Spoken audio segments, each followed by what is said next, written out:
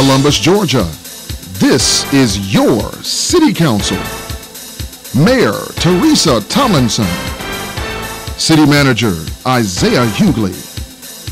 Pops Barnes, District 1. Glenn Davis, District 2. Bruce Huff, District 3. Evelyn Turner Pugh, Mayor Pro Tem and District 4. Mike Baker, District 5. Gary Allen, District 6. Mimi Woodson, District 7. Walker Garrett, District 8. Judy Thomas, Post 9 at-large Counselor. Connie Washington, Clerk of Council. And City Attorney Clifton Fay. Columbus, Georgia, this is your City Council. Well, good morning, everyone, and welcome to the May 8th meeting of the Columbus City Council. We're so glad to have you with us this morning. We have a full agenda, and then we have budget hearings. So stick around. It'll be a full day of your government at work. So we're going to invite Dr. Marty Wynn of Lighthouse Baptist Church forward. As I told him, we always need prayer, some days more than others. So it's budget season. Pray for us, sir. Amen. Don't we all need prayer? Yes, Amen. we do. Let's bow our hearts and our heads before the Lord this morning. Our dear, most gracious Heavenly Father, we bow our heads and our hearts before you this morning as we acknowledge your sovereignty in the affairs of men. We acknowledge that according to Romans chapter 13, governmental powers are set apart by you and for your purpose. It is you alone who sets up rulers among men so that they may govern in righteousness. Your word declares, blessed is the nation whose God is the Lord. Likewise, any city or municipality may also be blessed as it acknowledges you in its decisions and its directions. Therefore, we humbly come before your throne of grace this morning and ask for your guidance and for your wisdom for these, our city's leaders. As King Solomon once asked you, not for wealth nor for fame, but for wisdom, that he might know how to properly govern the people. So we ask that each of these council persons here today, our mayor, and those that sit before us today, may be endued with wisdom and discernment as they make the decisions that govern our city.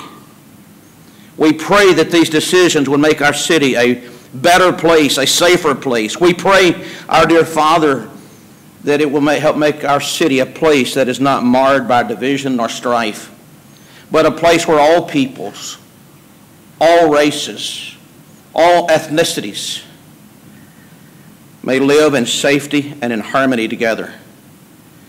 We pray that the city of Columbus will be governed in a way that will bring honor and glory to your great name. We thank you for the gift of your Son who provides salvation for all who believe. And we thank you also for these, our city leaders.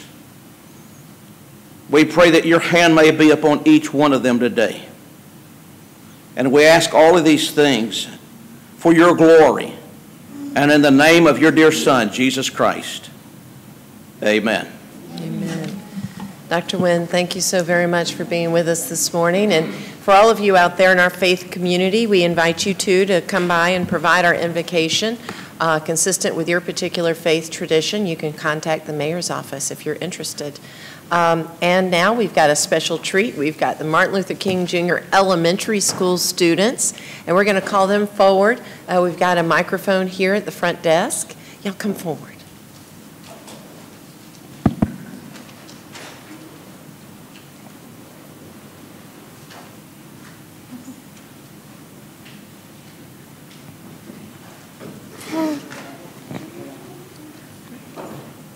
And as they assemble, if you all would stand and prepare for them to lead us in the Pledge of Allegiance.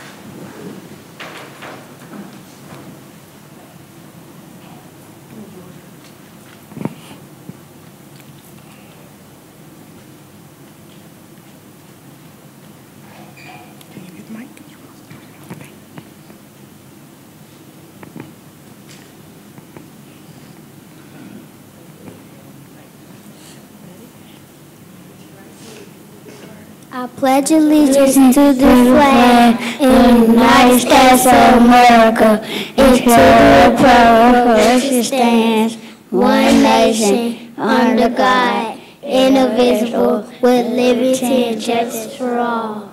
Excellent. All right, if you all would, please tell us your name and tell us how old you are. My name is Jordan and I am 6. My name is Deandra and I'm 5. My name is Saria and I'm 6. My name is Gabriel and I'm 6. My name is Thaddeus and I'm 6. My name is Tristan and I'm 6. My name is Cody and I'm 5. My name is Manuel and I'm 6. My name is Darius and I'm 6.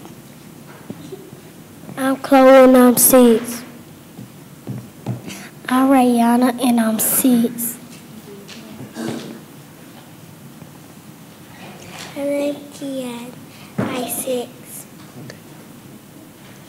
My name is Edna and I'm 5. My name is Trey. I'm 7. I think we have one in the middle. Yeah, right there. What's your name? My name is Bria and I'm 5. Excellent. Very good, everyone. And let's have the teachers. Y'all introduce yourselves, too. My name is Miss Walton. And do you teach which first grade? Kindergarten. Kindergarten. I'm Miss Hunter, kindergarten. All right. Well, thank you all so much for coming today. We really appreciate it. You did a great, great job. Will you come back and help us again real soon? Maybe? Yeah, okay, great. Thank you very much. Let's give them another round of applause as they head off to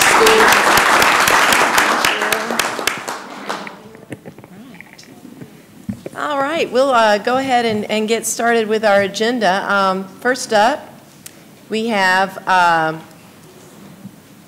John Redmond, our internal auditor, wants to come forward and request council for permission to conduct an audit of the Health and Wellness Center. Good morning, John. Good morning, Mayor. Good morning, councilors. Good morning, Mr. Manager, Mr. Attorney. Today I bring back a request that came forward from Councilor Davis last week during the council budget review hearings. And today that is a request to authorize an audit of the Health and Wellness Center operated by the city. I think that it's certainly time, and it's been a while since we've done it. We'd be glad to do it again. And in the meantime, I would encourage you to support the wellness initiatives that Health and Wellness committees have recommended for this year. Okay, we've got a motion and a second. Any discussion on this issue? Seeing none, all those in favor, please state aye. Aye. Are there any opposed? All right, John, thank you so much for taking this on. We appreciate your hard work. And next we have Gary Jones with our Chamber of Commerce. He's Executive Vice President of Military Affairs, and he has a regional military affairs update. Good morning, Gary. Good morning, Mayor, Madam Mayor, Mayor Pro Tem, members of council, Mr. City Manager, and Mr. City Attorney. Thank you very much for the opportunity to update you on the regional impact of Fort Benning. I had the occasion a few weeks ago to do a presentation to the River Valley Regional Commission. The Mayor Pro Tem was present, and as a result of that, she asked that I come forward to update you on what I presented at that meeting. The bottom line is defense is big in Georgia. So you see there about $20 billion, over 1 million people are impacted through Department of Defense. And the thing we're very, very proud of is 9 of the 10 top defense contractors are located right here in the Chattahoochee Valley in the state of Georgia. The only one we're missing is a company that's very involved with shipbuilding, so we don't have that one. I have this slide to show you from a magnitude perspective, the size of Fort Benning in relationship to the MSA that exists for Atlanta. And you can see that's about 180 square acres that exist there between Georgia and Alabama that make up Fort Benning. When we look at Fort Benning as a whole, on any given day, there are about 40,000 men and women out working at Fort Benning on any given day, whether they're in training, working full-time as a Department of Defense civilian or as a Department of Defense contractor. We refer to Fort Benning as a huge economic development project with 38,000 employees and about $4.8 billion investment. And this is now starting to catch a rhythm throughout the state of Georgia. And just recently I did a presentation to the Georgia Chamber of Commerce, and they are now openly referring to defense as economic development projects. We're all being impacted by an issue called sequestration, and we go back to the 2011 Budget Control Act, and that all came to be as a result of the United States having a $1.2 trillion debt, and President Obama created a super committee. 5 Republicans, 4 Democrats, 1 independent. They met, and the intent was to say, when you come out of this super committee meeting, you will in fact have reached resolution on how we address this $1.2 trillion debt.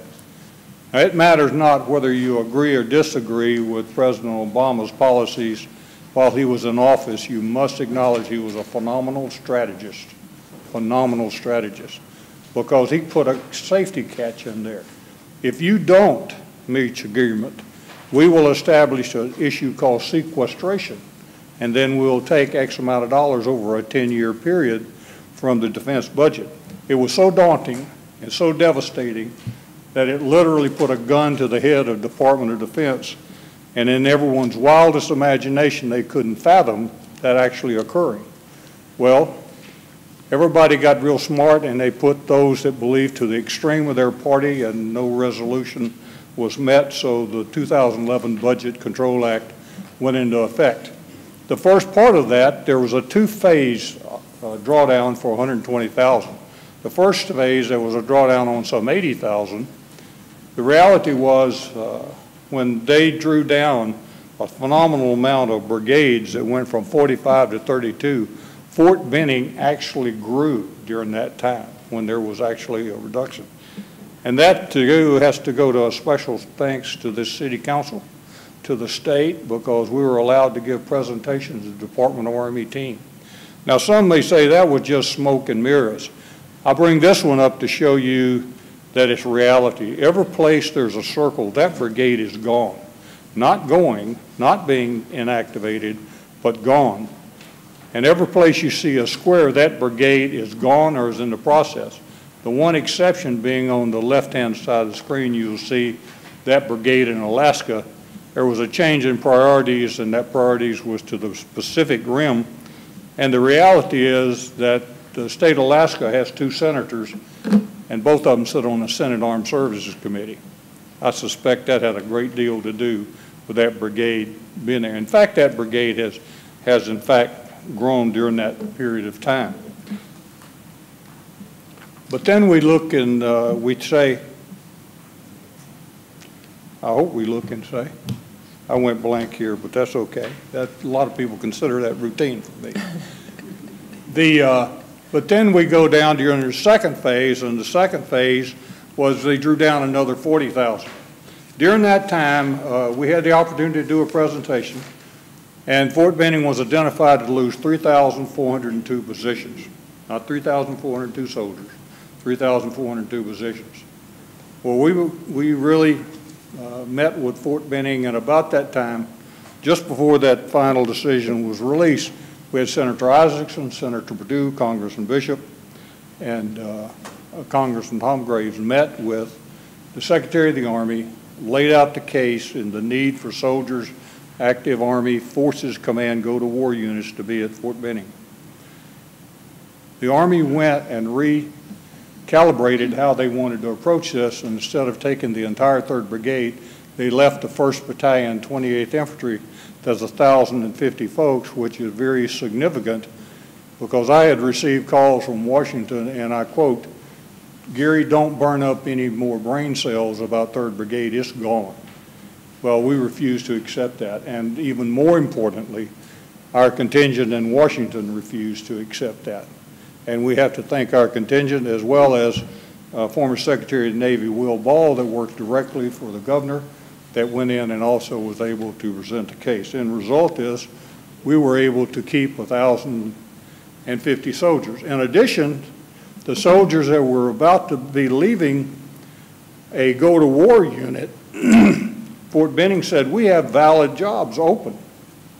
So instead of those soldiers having to leave Fort Benning, they were reassigned to other positions at Fort Benning.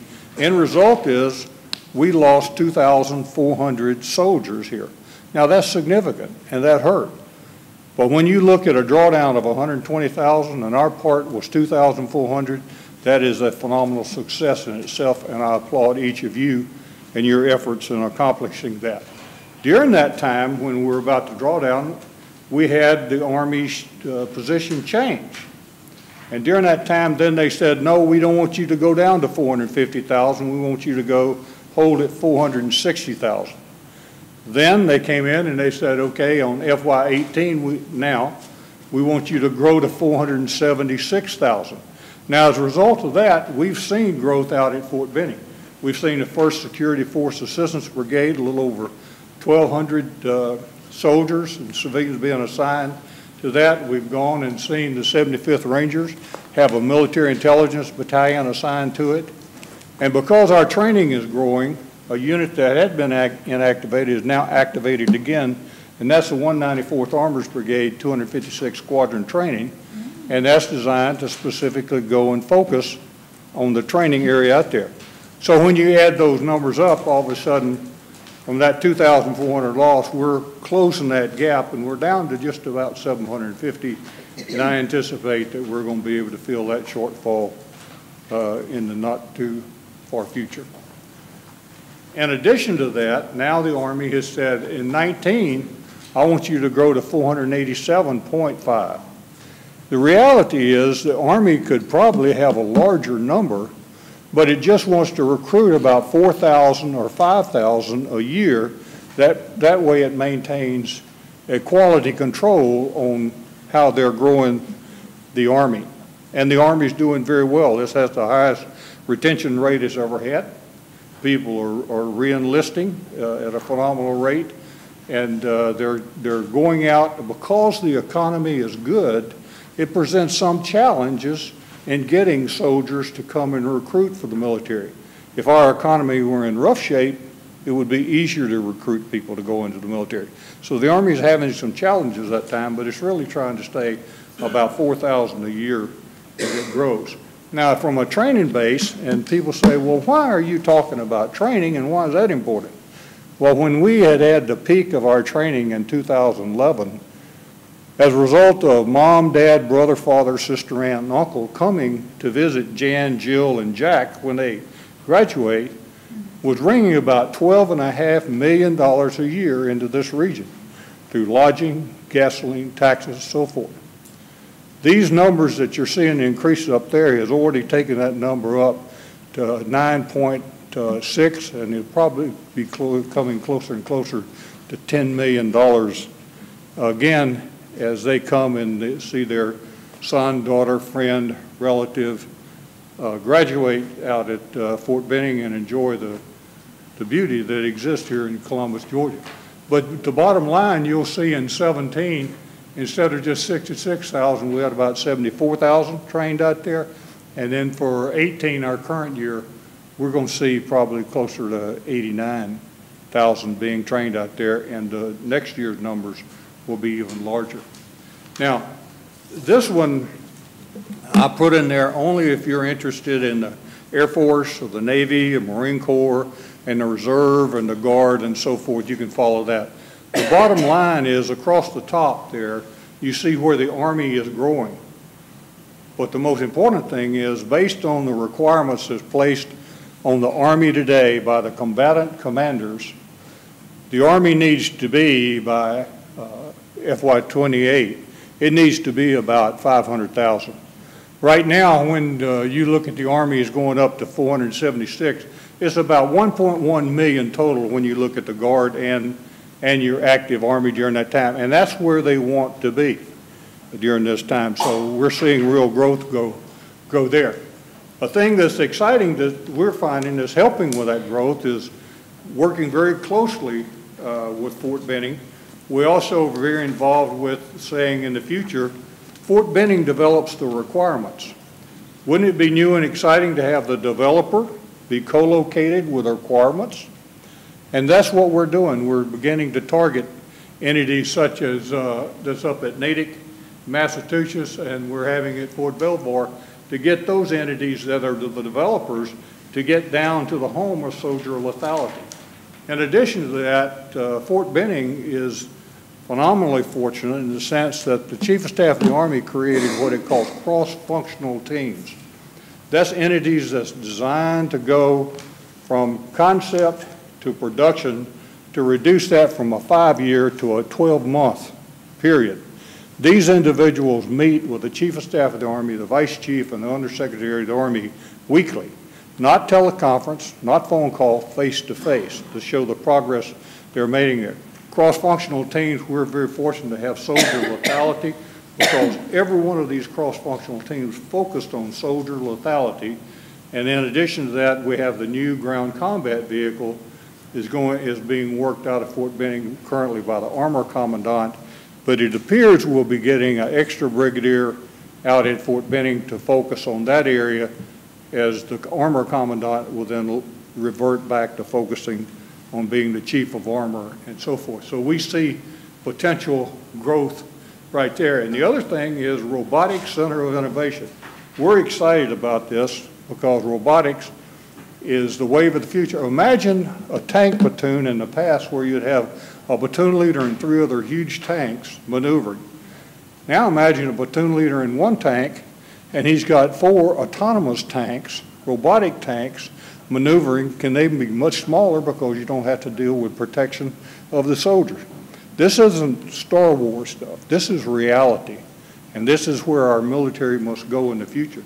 Those days of long traditional convoys to deliver forces, the ability to find, detect, and attack forces such as that is going to be greatly enhanced for robotics as a wave of the future.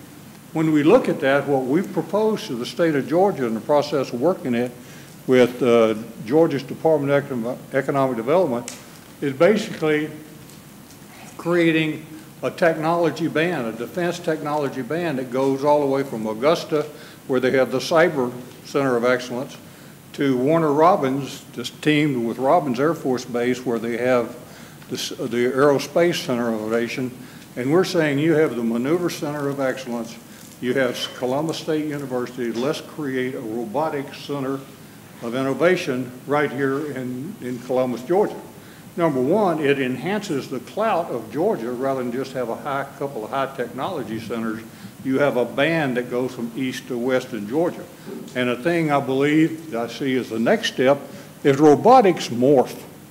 This isn't just a defense. It deals with defense, logistics, medical, manufacturing. Just take a look at that Kia plant and all the robotics that's in place there. And we're saying let us be a part of what I call an intellectual.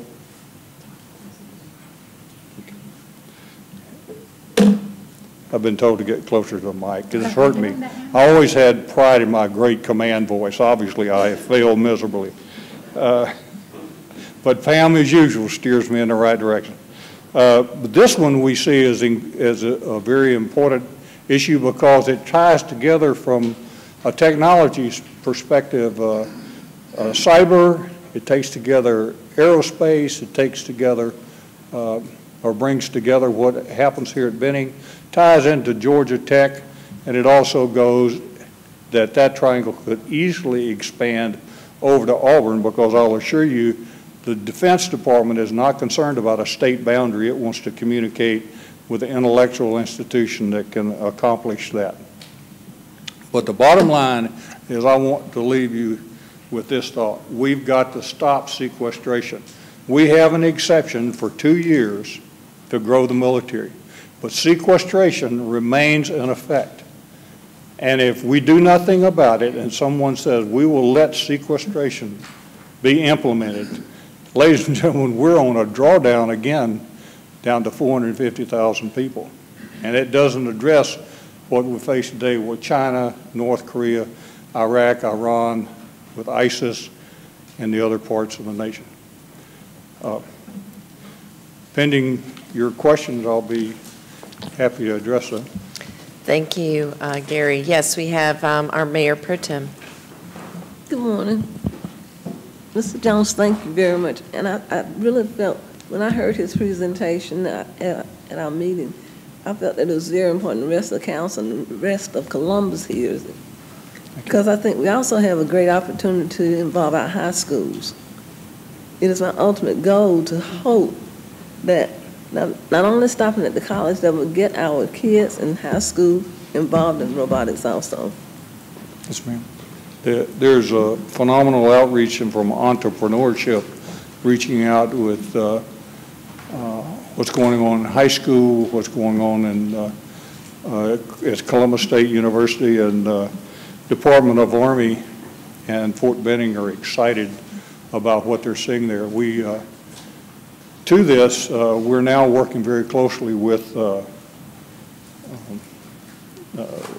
Convention Visitors Bureau, as we believe, all indicators are, that the National Defense Industrial Association will have their robotics conference, their annual robotics conference, here in Columbus in the spring or summer of next year. That's a phenomenal sweep because they normally have it in Virginia. Now they've come down, and they came down and met with us, and we brought the teams together to talk. And so we see robotics as the wave of the future. Thank you. All right. And we have Councilor Thomas. Mr. Jones, thank you for coming this morning. As you were presenting, I was thinking about how fortunate we are in Columbus to have people in our community who are so involved in this sort of thing. I'm thinking particularly, for example, of retired General Pete Jones from the Infantry Museum and the work that he's doing with folks in Washington to make sure that robotics dream comes true. You showed a map of the Columbus, Warner Robins, Augusta area.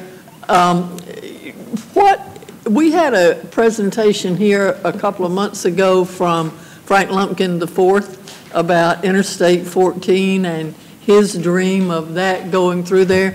Do you have any comment on that, how that would, if we could get that done, how that might affect this development that you're talking about? I'm sure you're familiar with Frank's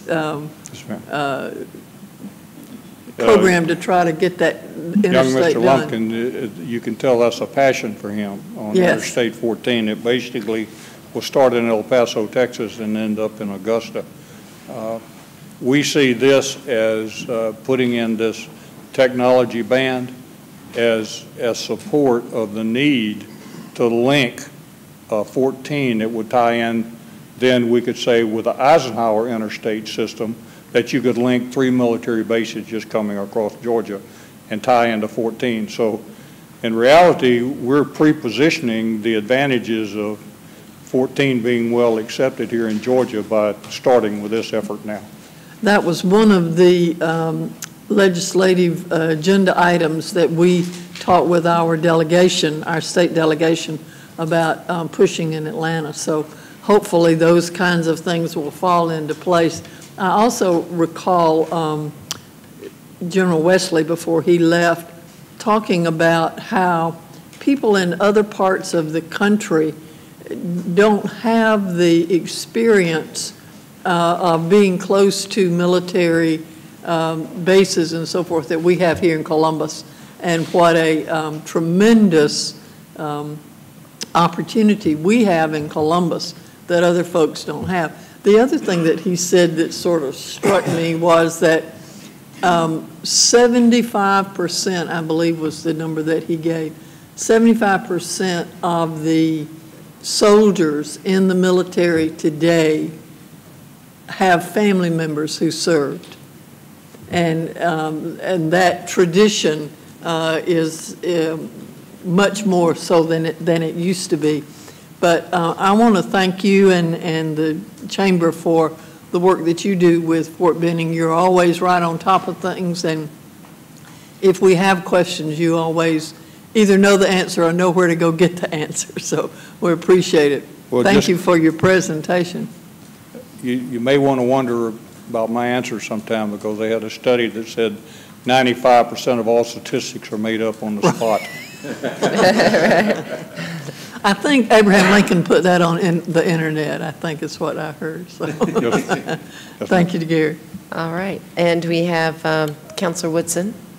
Mr. Jones, it's always a pleasure to see you, and thank you. You, as long as I've been in Columbus, you've always been a good campaigner for the military families and soldiers, and thank you as being a vet myself.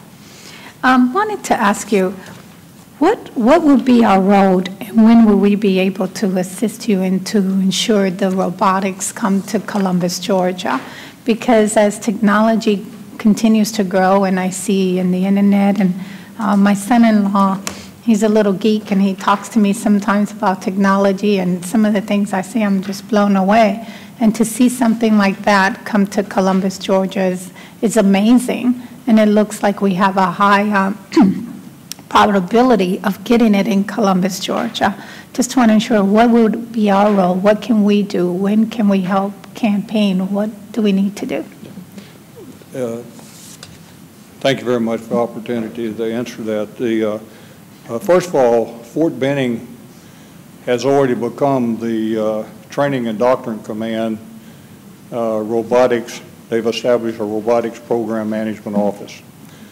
They're rapidly in a process that we believe are receiving very positive encouragement that it'll become the Army's robotics center of innovation at Fort Benning. We're in a process of working with Georgia Department of Economic Development to ask them to come down and let us have the opportunity to present what we're doing. During that time, we'll be extending an invitation to the mayor and who she deems appropriate to come in and attend that meeting, so that we make sure that Columbus is represented there, because that extension will go, invitation will go out to the mayor and to the city manager. Do you have it? No, sir, I think I'm okay. The, what we've done to encourage this growth is the entrepreneur. We have a person focused on nothing but entrepreneurship on robotics at the Columbus Chamber that's tied into the Columbus 2025 effort. Frank spends an extensive amount of time traveling to other communities, to Colorado and others that are considered tech centers, to go talk about what we're doing here, and is catching more and more attention. In addition to that, we've invited out the Capabilities Development Integration Director, which is a big name for research and development at Fort Benning, out to see what we're doing, and they're just fascinated with it.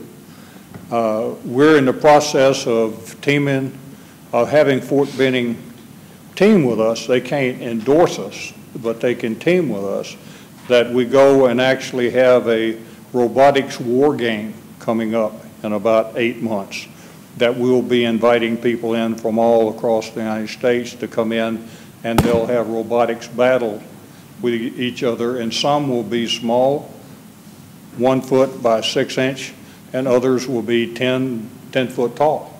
So we're doing these things through that.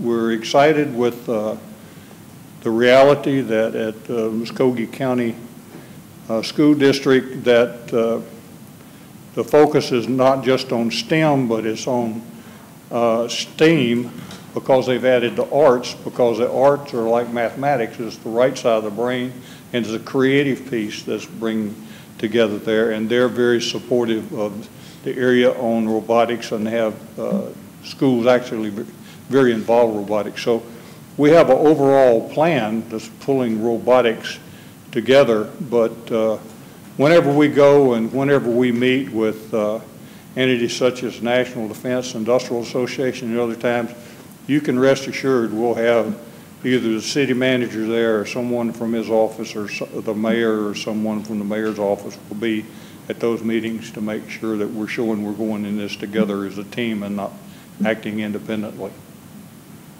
Thank you very much. I appreciate it. And I tend to agree with Mayor Pertent. It would be wonderful to interact our schools, as you stated.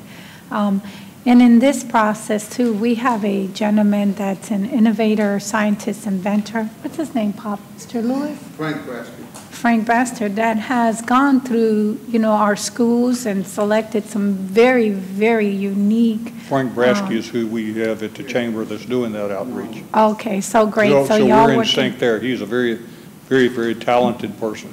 Great. Well, I'm glad to hear that because I'm always amazed. And sometimes when he brings the young people here and explain to us what they're doing, I'm like, Basil, I'll go back and search in the internet because it went completely over my head.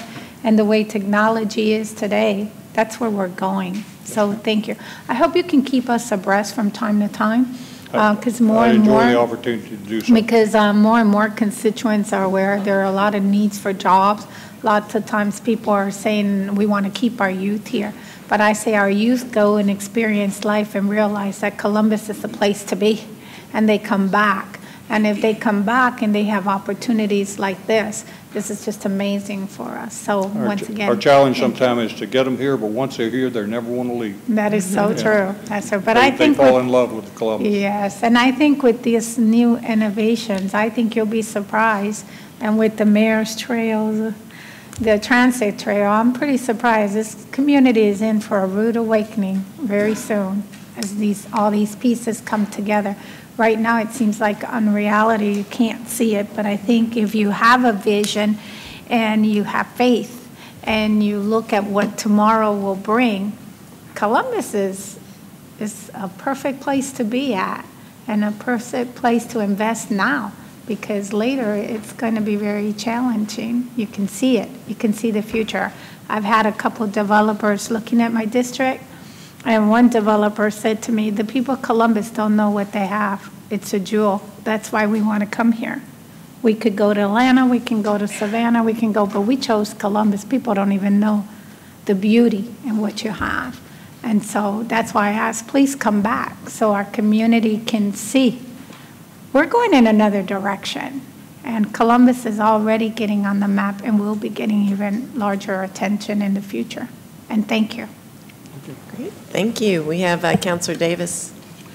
Thank you, Mr. Jones. It sounds like you guys are really engaged in this, and of course we know that out at Fort Benning they've been involved in futuristic weapons development for a while, and they still will be, and it's kind of interesting when some of these guests come in from other areas of our country, companies, big companies, defense contractors. You get to talk to them, and you kind of understand how they operate and all. It's very interesting. In your speaking, I know there's some relationships already with the university systems and all, and certainly we have some great university systems in the state of Georgia. We've got Auburn right across the way, and people would be really surprised if they knew what goes on over there at Auburn when it comes to defense and defense of this country and the programs they have. Georgia Tech's one of the great tech schools in this country. I think there's already a connection there. But could you speak a little bit about the integration of our university systems and all in this and how that's working and in this area of robotics? I'm sure there's already a connection there, but where is that going? CSU, our local university, and all those, I guess, entities that are in that field of higher education and R&D and development of teaching and training and moving forward in this area. Yes, sir. Columbus State University has been tasked from the regents to basically pull together a curriculum that's focusing on robotics and innovation that's associated with that. There are various programs, some under computer science, some other areas, but CSU is actively involved We work very closely with Dr. Richard Baxter, and he has the lead from Columbus State University, focusing on robotics to tie in so that when we do that, we get the advantage of linking the university system together. At the same time, Fort Benning has met has met a series of times with Auburn University to discuss potential there as well. And that, as you recall, I said Department of Defense will not worry about a state boundary. It's worried about linking the academia with the practical and the experimental. So there's good progress being made with Columbus State University assuming a role of responsibility that's tied into the robotics field. And the thing we're focusing on is robotics is far more than just defense. Robotics is defense, it's manufacturing, it's logistical, it's medical. Medical alone is a field entirely within itself. So we're very, very pleased with the role that Columbus State University has with that, and Dr. Martin is personally involved following up on that. Thank you. Thank you so much for that comprehensive report. It's very exciting times, and so keep the good information coming. We'll hope to see you back here soon. Thank you very much. Thank you. All right. That concludes the mayor's agenda. Let me just check to make sure we don't have anything. Nope, no minutes to approve this time. So we'll turn it over to the city attorney, Clifton Fay. All right, thank you, Mayor. We have one announcement. The demolition ordinance is delayed until May 22nd. If there's anybody present today for any of the properties slated for demolition, that'll come back in 2 weeks at the next regular meeting. And then, Mayor, we have a few zoning items. The first one up for a vote is 4907 and 4909 11th Avenue, the Fox petition. Ready for action. Move approval. We've got a motion and second for approval. Is there any discussion? All right. Seeing none, you can cue your, or the item is queued for your electronic vote.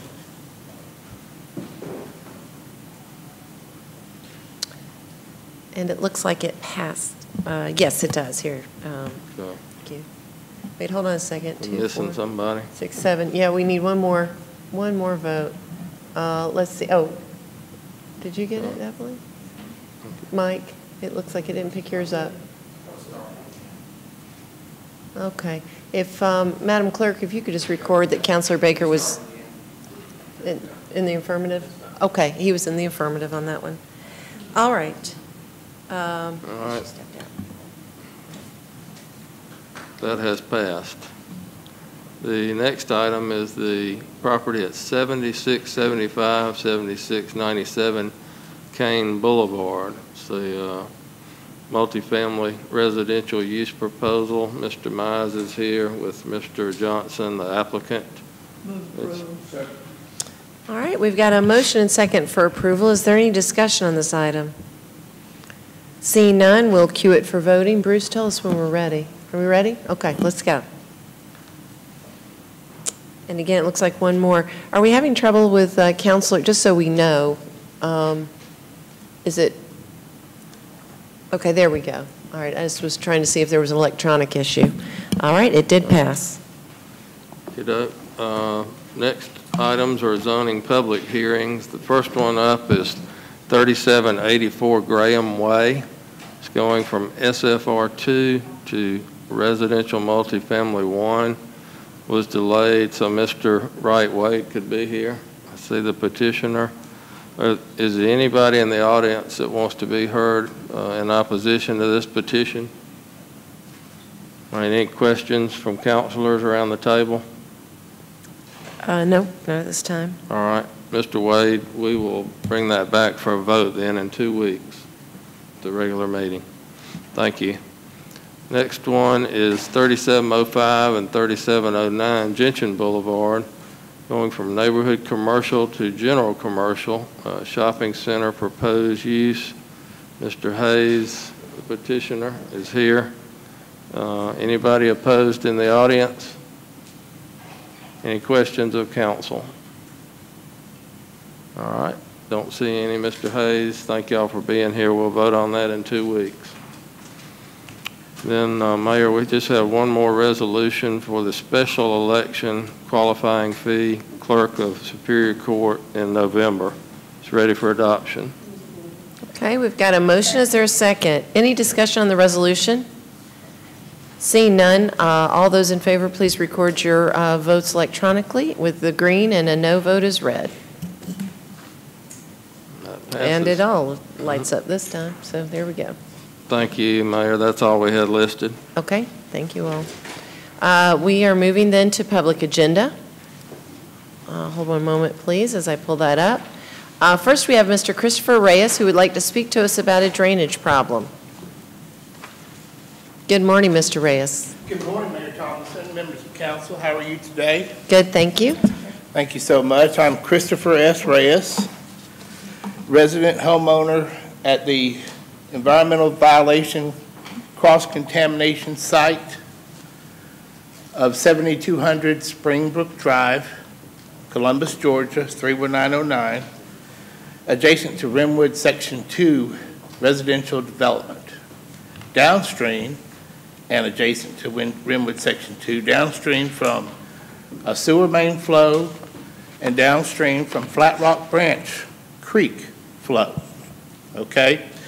Now, in April 2015, I met with Chuck McClure at the entrance of Rimwood Section 2, and he revealed to me the plans of the development that were approved by council members. The plans stated that there was a sewer main pipe that came on my property that I was never aware of, that ran from east to west. City council members were guided by city engineering to vote on this sewer main pipe to have added sewer transported from east to west onto my private property. Now, this development has been put into is developed in a FEMA flood zone, okay? This sewer main that city council approved that runs from east to west is documented to be flat, okay? Now, the manhole on my side is to the west, and this one over here on Rimwood is 412-foot distance. Now, to give you an idea of that distance, you're talking about a football field is 300 feet long. This room here is approximately 100 feet long, okay? Now, the engineering department has let you guys approve the sewer main showing no fall, okay? It's based on gravity slope.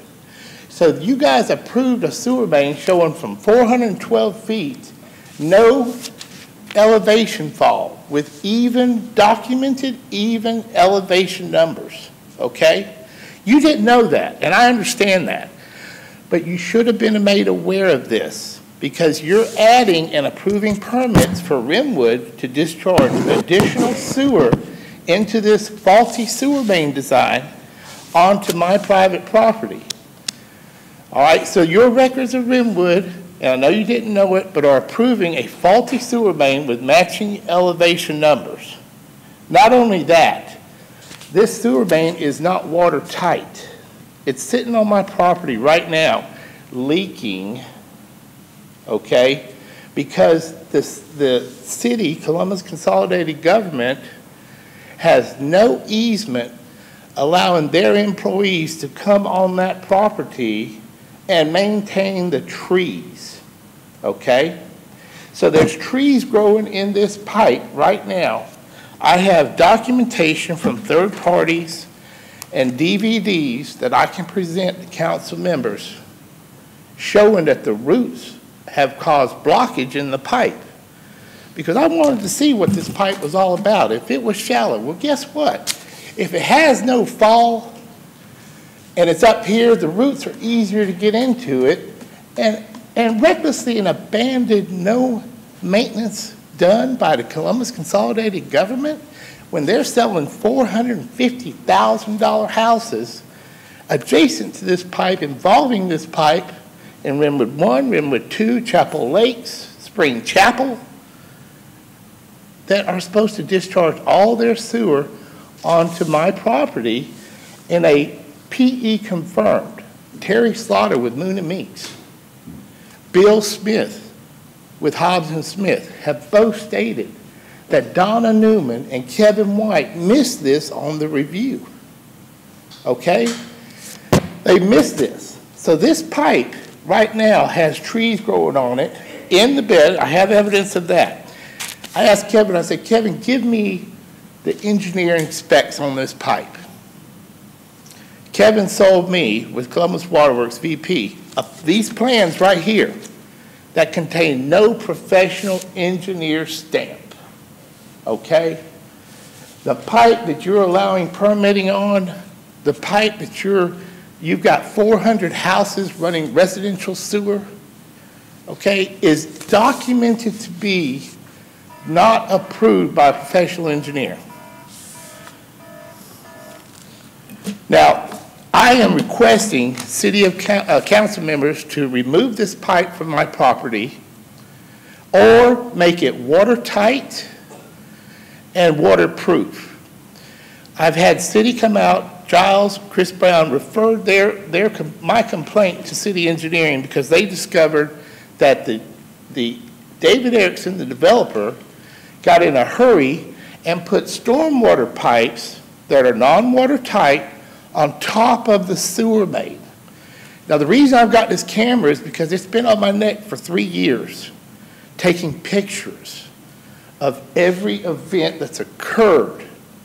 I know the stormwater pipes are not separated, and I know that they've got fresh water running across a sewer main pipe on folks' properties that just bought brand new houses.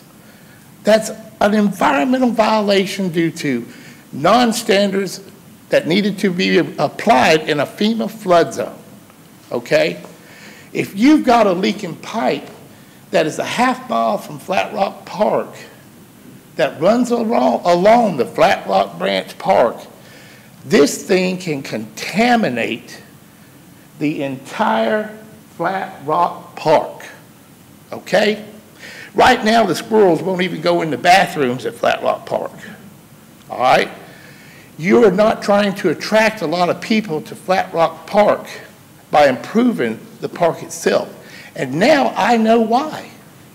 I know that you guys know that that lake has no fish in it no more because of the runoff from Rimwood 1, Rimwood 2, Spring Creek, Chapel Lakes. All that runoff is polluting the park. And unless this becomes watertight by council members and they change the mistake that's documented and has me involved, okay? It's got Springbrook Crossing Block A showing an easement that for the past 3 years, city cannot produce an easement from east to west. Kevin White states that he has only one easement that was ever made in August of 1991 filed, and it is related to a property on Whitesville Road. It has nothing to do with my property, okay? So here's what I want to ask council to explain. They have a city record filed on page 1, record filed on Plat Book 116, Folio 55A. It states that the residents of Springbrook Crossing will not hold the Columbus Consolidated Government responsible for drainage, sewer drainage, street widening, any kind of drainage for a period of 20 years. All right? Now that was filed March 1991. 20 years is 2011 that this expired. This is a city record that states Columbus Consolidated Government is responsible for putting a sewer main on my property in a FEMA flood zone, potentially contaminating Flat Rock Park and my property. It is contaminating my property now because I've got evidence and DVDs showing the blockage in the pipe. 2 different third-party vendors came on my property and ran their cameras where my residential lateral comes out on a sewer main. Now that's the big problem, is Columbus Waterworks knows about this. They put my residential lateral on a sewer main. They should have never done that. It's too hazardous. It's too risky. Okay? The fact that the sewer main does not have proper slope, every 100 feet, the length of this room, which is 4 of these rooms from manhole to manhole, okay, should have 21% slope. So 100 foot, 21%. Another 100 foot, another 21%.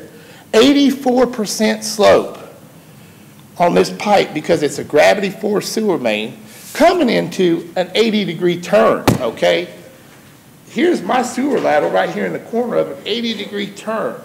So it comes from east to west and it turns to the northeast. This thing's not designed properly and should never, ever be able to have any additional sewer brought on my property from east to west unless it's PE approved. All right, Mr. Reyes, we appreciate it. That's your full 10 minutes, and of course, these matters are always very of interest and concern to us anytime there's development in the community. So we appreciate you bringing these issues to our attention, and at this time, we'll turn it over to the city manager. Thank you, sir. Thank you, ma'am. Thank you, Madam Mayor. I've got City Engineer Donna Newman here, and I'm going to ask her to come forward in just a second to comment on some of the observations or things that Mr. Reyes believes to be true. But let me just first say that Mr. Reyes called in a work order recently requesting that some pipes be blown out. And so staff sent out the adductor truck. And I heard you mention the names Mr. Giles and Mr. Thomas. And you said that they discovered, and then you went on to say some things that you believe they discovered. And so I just kind of wanted to be clear that both Mr. Giles and Mr. Thomas are equipment operators.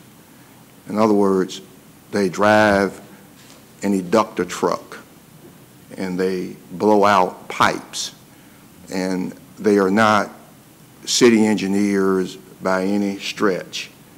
They do exactly that. They are equipment operators. And so they don't have any expertise to discover anything beyond operating an adductor truck when it comes to engineering related matters. And so staff have shared with me that while these equipment operators were on site tending to what they were sent out there to do, and that's to blow out pipes, while they were there cleaning out the pipes, they were approached by Mr. Reyes, who asked them to follow him to the back of his property because he wanted to show them some issues. They, in going to the back of the property, stated, as they told staff, to Mr. Reyes numerous times that they were not engineers or had any expertise in the issues he was complaining about, and they were only there to clean the pipes. And so they shared that, as I understand it, with Mr. Reyes. And they were asked by the supervisor to look at the work orders where they made some comments. And because it sounded like they made observations, and after reviewing those, they understood that some of the comments sounded that way, but they both insisted that was not the case, and said that those were things that they were relaying that were said by Mr. Reyes. And so they indicated they were listening and going along with Mr. Reyes out of courtesy. You know, when we have our people to go out, you can imagine an eductor truck operator, and that's what they do. We want them to be courteous to our citizens, and that's what they are attempted to do. And sometimes when you do that, you can get outside of your expertise. You work outside of your pay grade. And unfortunately, they were trying to be nice and never should have followed him to the back of the property to see engineering-related issues, because they should have been there to blow out pipes with an eductor truck. But out of courtesy, they did that. And so I want you to know, Mr. Reyes, as the engineer comes forward to comment on the things that you've talked about, when we have employees who, if they feel potholes, you know, they don't resurface streets. And if they drive eductor trucks, they don't deal with drainage issues that an engineer should be dealing with. And out of courtesy, they tell me that they went to the back of Mr. Reyes' property at his request, and they listened for 1.5 hours. And they should have been operating an eductor truck. So I wanted you to have the benefit of knowing when Mr. Reyes commented that Mr. Giles and Mr. Thomas discovered some things. The only thing they should have been able to discover was whether the pipe needed to be cleaned out or not, and nothing related to drainage issues. With that, City Engineer, would you just comment on some of the things that Mr. Reyes has commented on this morning? Sure. First, I want to clarify that a majority of what Mr. Reyes was referring to is the sanitary sewer, which the operation, the design, and the maintenance of that falls under the Columbus Waterworks. There have been several meetings with the Waterworks and Mr. Reyes related to that sewer. The Waterworks had an independent third party look at the sewer for proper design and construction, and they have verified that it is in fact has the capacity to accept the sanitary sewer from the Wrenwood. There is no evidence of contamination or sanitary sewer getting out of the existing sanitary sewer that's on his property. My understanding is there was an easement that was obtained and signed by Mr. Reyes for that sanitary sewer that's on his property. We have not received any reports from any other citizens in the area, anyone at the Flat Rock Park, that would lead us to believe there's any evidence of sanitary sewer coming out of the existing sewer on Mr. Reyes's land. Just for clarification as well, sanitary sewer is gravity fed. Storm sewer is gravity fed, so it is not uncommon for them to cross one another. Sometimes the sanitary goes over the storm, sometimes the storm goes over the sanitary. We find that all over the city, simply because they both tend to go to the lowest elevation of the property.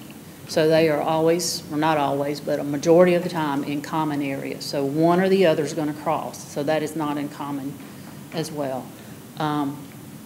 We have found no issues, and I know Mr. Reyes has made these allegations numerous times, and we're satisfied with the storm and how it's performed. And as far as I know, the Waterworks is satisfied with the sanitary sewer and how it is currently operating. Thank you. Mm-hmm. All right. Thank you. We've got Councilor Allen. Here we go. Thank you, Mayor. I just wanted to remind Council that Mr. Reyes was here a short time ago. Councilor Barnes was kind enough to join me in a site visit to the property where Ms. Newman joined us. There were two or three attorneys. There were several engineers from both the Waterworks and the city. Their rainwater management, I believe, is represented there. So we spent quite a long time there looking at the property. Ironically, it had rained the day before we were at this event, this site, so we could see how the water was flowing. The next meeting we had was with the city attorney in his office with Mr. Reyes. I believe his wife was there. The legal team from the Waterworks was there. We talked through about an hour and a half or 2 hours worth of discussion with Mr. Reyes and his concerns, and I thought at that point we had addressed his concerns and the Waterworks had agreed to resolve some of the issues he mentioned today. I'm not sure why he keeps bringing these up, keeps coming back to council. There have been, I'm guessing now, in excess or close to 100 emails to the city, to the Waterworks, requesting freedom of information. Some of those even include copies of emails he sent to the city or to the Waterworks. So there's been a lot of effort, time, energy spent on not only the city's behalf and engineering behalf, but on the Waterworks and their time. There have been numerous calls from Mr. Reyes to the Waterworks to go out and respond to pipes that are leaking or have been damaged or whatever, only to find that they're working in proper order. We have over and over advised both the city and the Waterworks has advised Mr. Reyes to seek legal counsel to help him find some resolve to his concerns. And we're at a point where we're just not sure exactly where we're going now, but as far as I'm concerned, the city has done, the Waterworks has done everything they can do. They've gone above and beyond numerous times to try to react to Mr. Reyes' concerns and address every issue that he's brought up. So I'm just at the point where I'm not sure exactly what else we can do until he talks to an attorney and tries to get some legal counsel. And I think Councilor Barnes agrees with that, and city attorney and the Waterworks legal team as well. So we've done all we can do. So I just wanted to add that for everybody's benefit. Great. Thank you, Mayor. Thank you. Let's see, we've got Councilor Barnes. Mr. Reyes, I went out there because you're a citizen and you have a concern. And we did spend a good deal of time out there, and I know that on 2 occasions that Councilor Allen did advise you, because I followed up because I wanted to be sure that first of all, that I heard him correctly, and secondly, that you understood. And really, because this is an ongoing issue with you, and perception is 98% of reality for anyone. The way you resolve it is for you to get an attorney. I know you're going to have to spend some money, but if it's going to ease your mind, it would be the best advice that Councilor Allen and I can give you. Because I do want you to be satisfied. You're a citizen, you're a taxpayer. And so I want you to be satisfied that that everything the city, the Waterworks should be doing, they're doing. I want you to resolve this problem. And the only way really that you're going to resolve it is to get an attorney that will, if you feel that the city is remiss in doing something, then it's your right to pursue it. But the only way you can do it effectively is to bring an attorney who will know exactly what needs to be done and hold the city accountable if the city's not doing what they're supposed to do. So I just wish, because you have been down here, and quite frankly, I do sense your frustration. I do sense your frustration, and I know you're not just blowing smoke. I know this is a real thing with you, and so if you would if you can, within your means, get an attorney to resolve this problem, it would really put your mind at ease. Mr. Reyes, thank you so much. We've got other members of the community on public agenda, so we're going to move on to them since you expired your time, okay? Thank you. All right, next we have Mama Love. She's going to speak to us about community issues.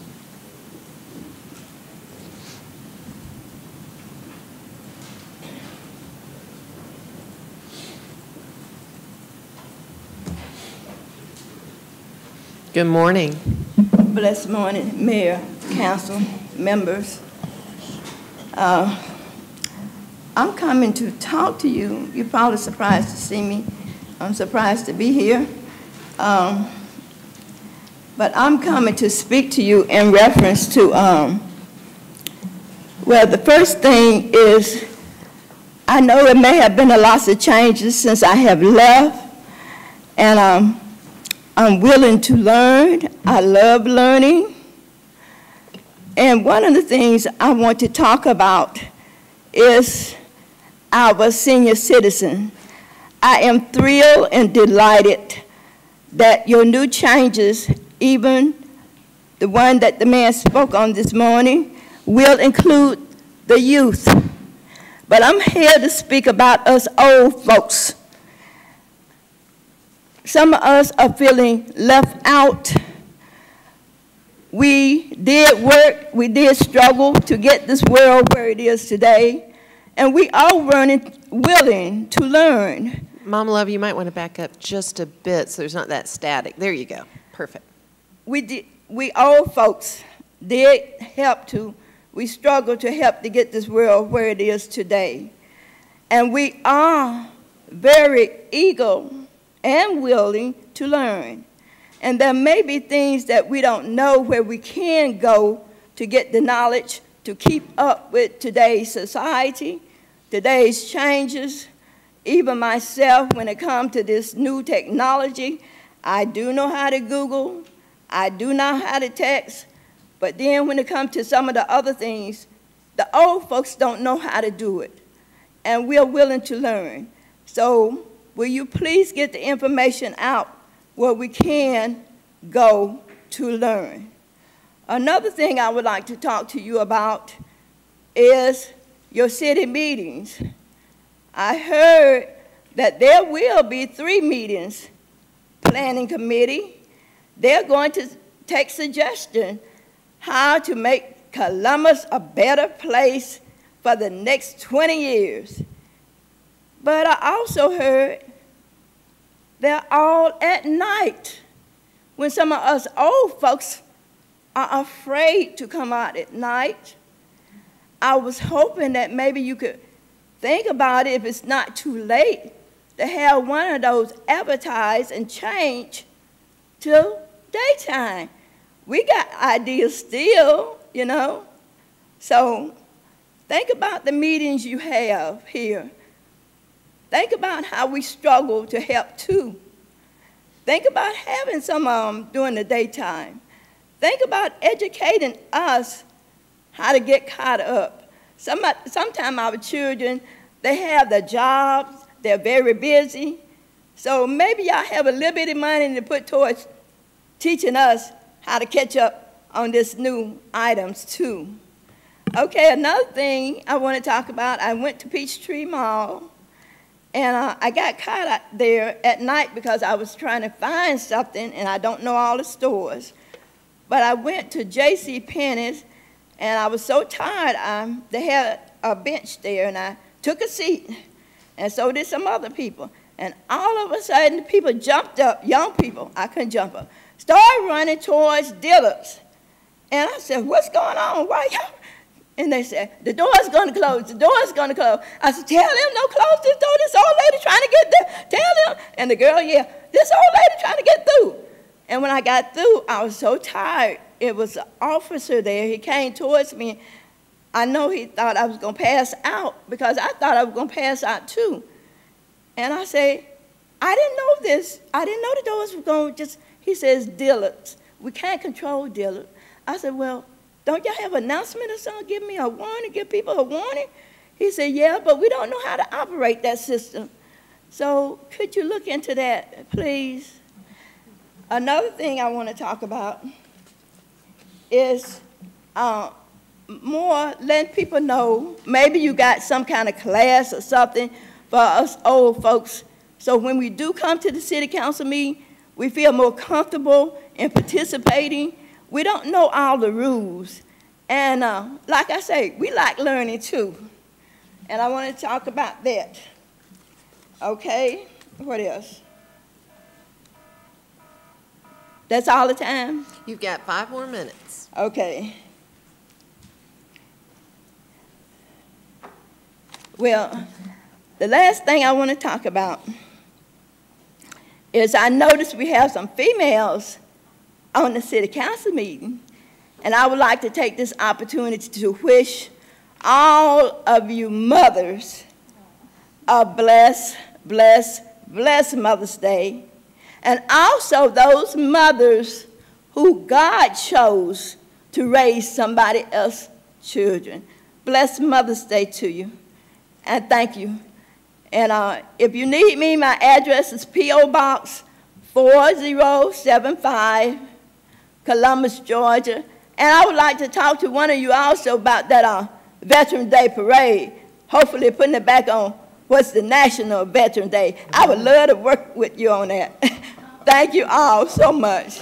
Thank you, Mama Love. I'm going to have Alexis here come around and chat with you and see how we can get your contact information, because we do have a Center on Aging that has all kinds of educational programs I think you'd like very, very much.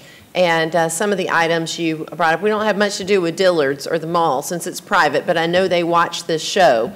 And so I bet the director of that mall heard you loud and clear. So we'll get that message to them, and several of the other things you mentioned. So Alexis will come around to see you, and we've got Councilor Barnes, who's our council expert on the Veterans Day Parade. So I know you're going to bring the Veterans Day Parade, Mama Love, up.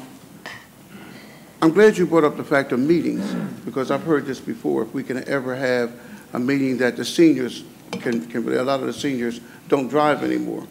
And it would be more convenient if we had, and they're concerned about safety. But that's a very good point. A lot of the seniors can't come out at night, and one of the reasons is transportation. A lot of them don't drive anymore, and so it would be more convenient if we could just have one meeting, Mr. City Manager, where we could have one during the daylight where the seniors can come.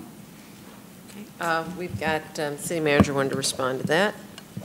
And Madam Mayor, we will certainly do that. I'll have them to add one additional meeting during the day and try and target seniors. Thank you. So we'll certainly do that. Okay. Let's see here, and we've got Councilor Woodson. Mother Love, thank you for coming today and bringing this to our attention, and thank you for your service. I see the WAC hat. I'd like to know where you got that hat, because I was the last class of the WACs when it disembarked in late 77, 78.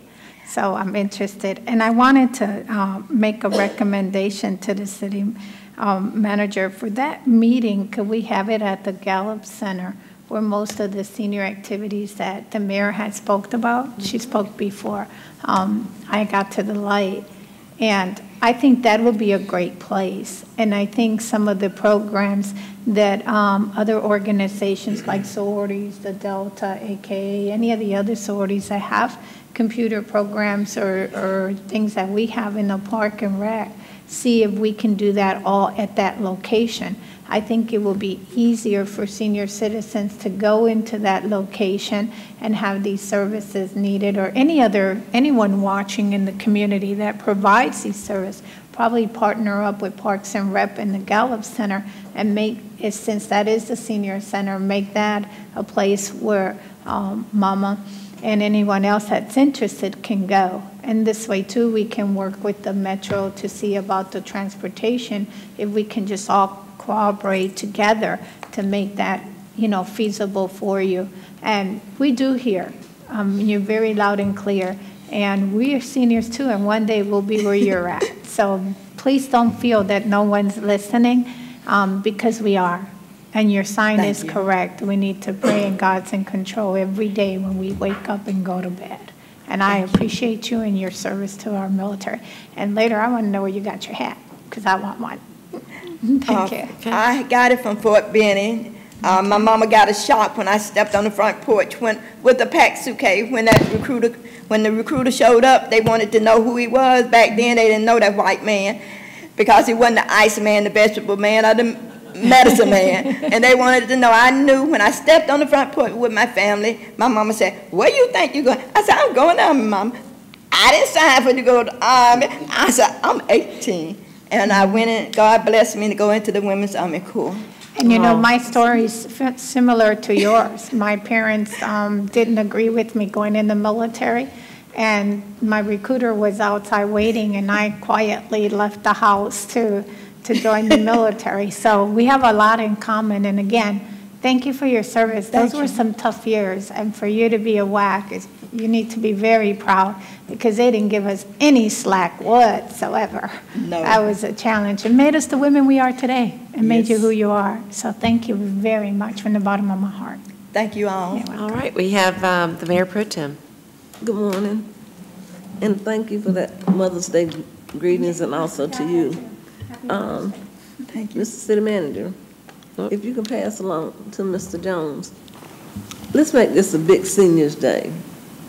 If we have it on a Saturday, let's get Metro and Parks and Rec to cooperate together to some kind of way bring the senior citizens from the other senior citizens centers to the Gallup Center and just have one big day, but don't try to do it in May. Yes, please. Sure.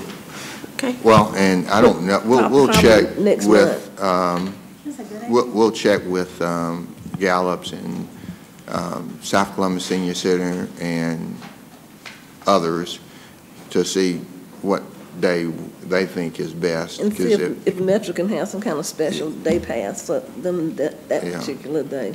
Yeah, we'll see what day. I'm sure you can work your wonders. Yeah. I don't know what day would be the big day for seniors, if it's a weekday or a weekend, but I would think it's a weekday. But we'll see, and we'll focus on the Gallup Center. Happy Mother's Day, I'm sorry. Well, you can say happy birthday too. Yesterday was my birthday. Yes. So I celebrated from Friday. I got 2 more days to celebrate. All right, we've got Councilor Huff would like to say a few words. Good morning, Mother Love. Good morning. Mother Love, I want to say thank you for being here and keeping us aware. I want to piggyback with Councilor Woodson and the Mayor Pro Tem. We have a senior program also in the Frank Chester Rec Center, so I just wanted to piggyback with the city manager to make sure, but they have just said they will include all seniors. So that's what I had on my mind, to make sure, because the senior program is very active at Frank Chester, and I didn't want anybody to be left out. So thank you for your comments, and we'll see what we can do as a unit to make it happen. Okay. Thank you. Thank you. And Mama Love, thank you again. Thank you. Good to see you. Thank you. All right, next we have Mr. Byron Hickey, and he's here to talk about crime in the community.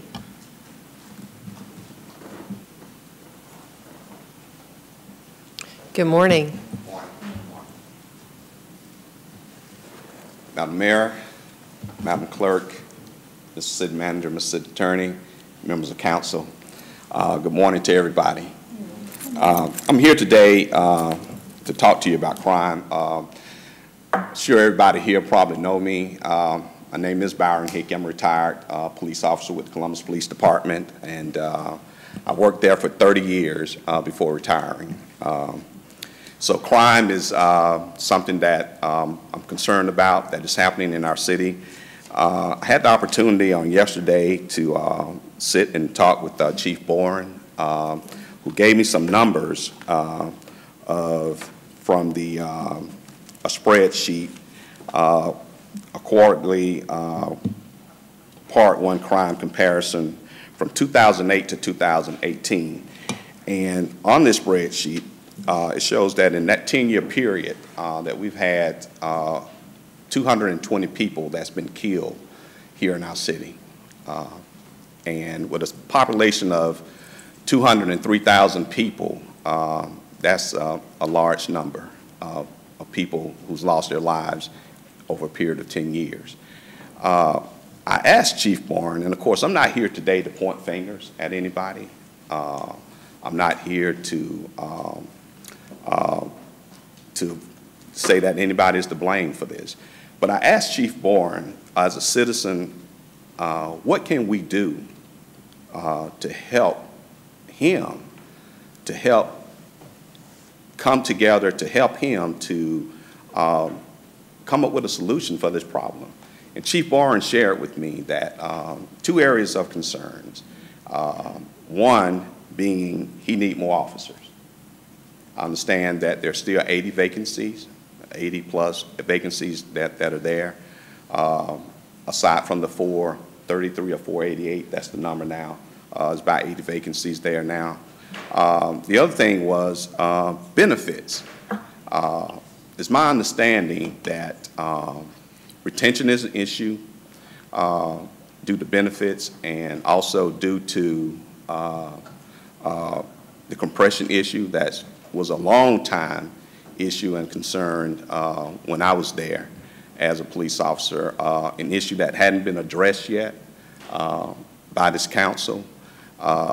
And the compression issue creates more retention, the benefits package. We're losing officers to neighboring agencies because they have better benefit packages. I know that we have addressed the incoming pay with people having different degrees.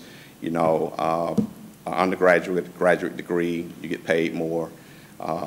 But what that ends up doing is, if we're not addressing the people in the middle, we continue to create a more compressed issue for those officers. So what they're doing is, when they see something better benefit-wise, it may not be the front-end pay, but benefit-wise, if they still can save money that way from their benefits, then they're moving on to these other agencies. And studies have shown that when you lose an experienced officers from your police force, it's going to be an increase in crimes and Part 1 crimes at that, simply because the experienced officers have the opportunity of being out on the streets after cultivating informants over a period of time, can make contact with people to help probably keep the killings, the murder rate that we have under control.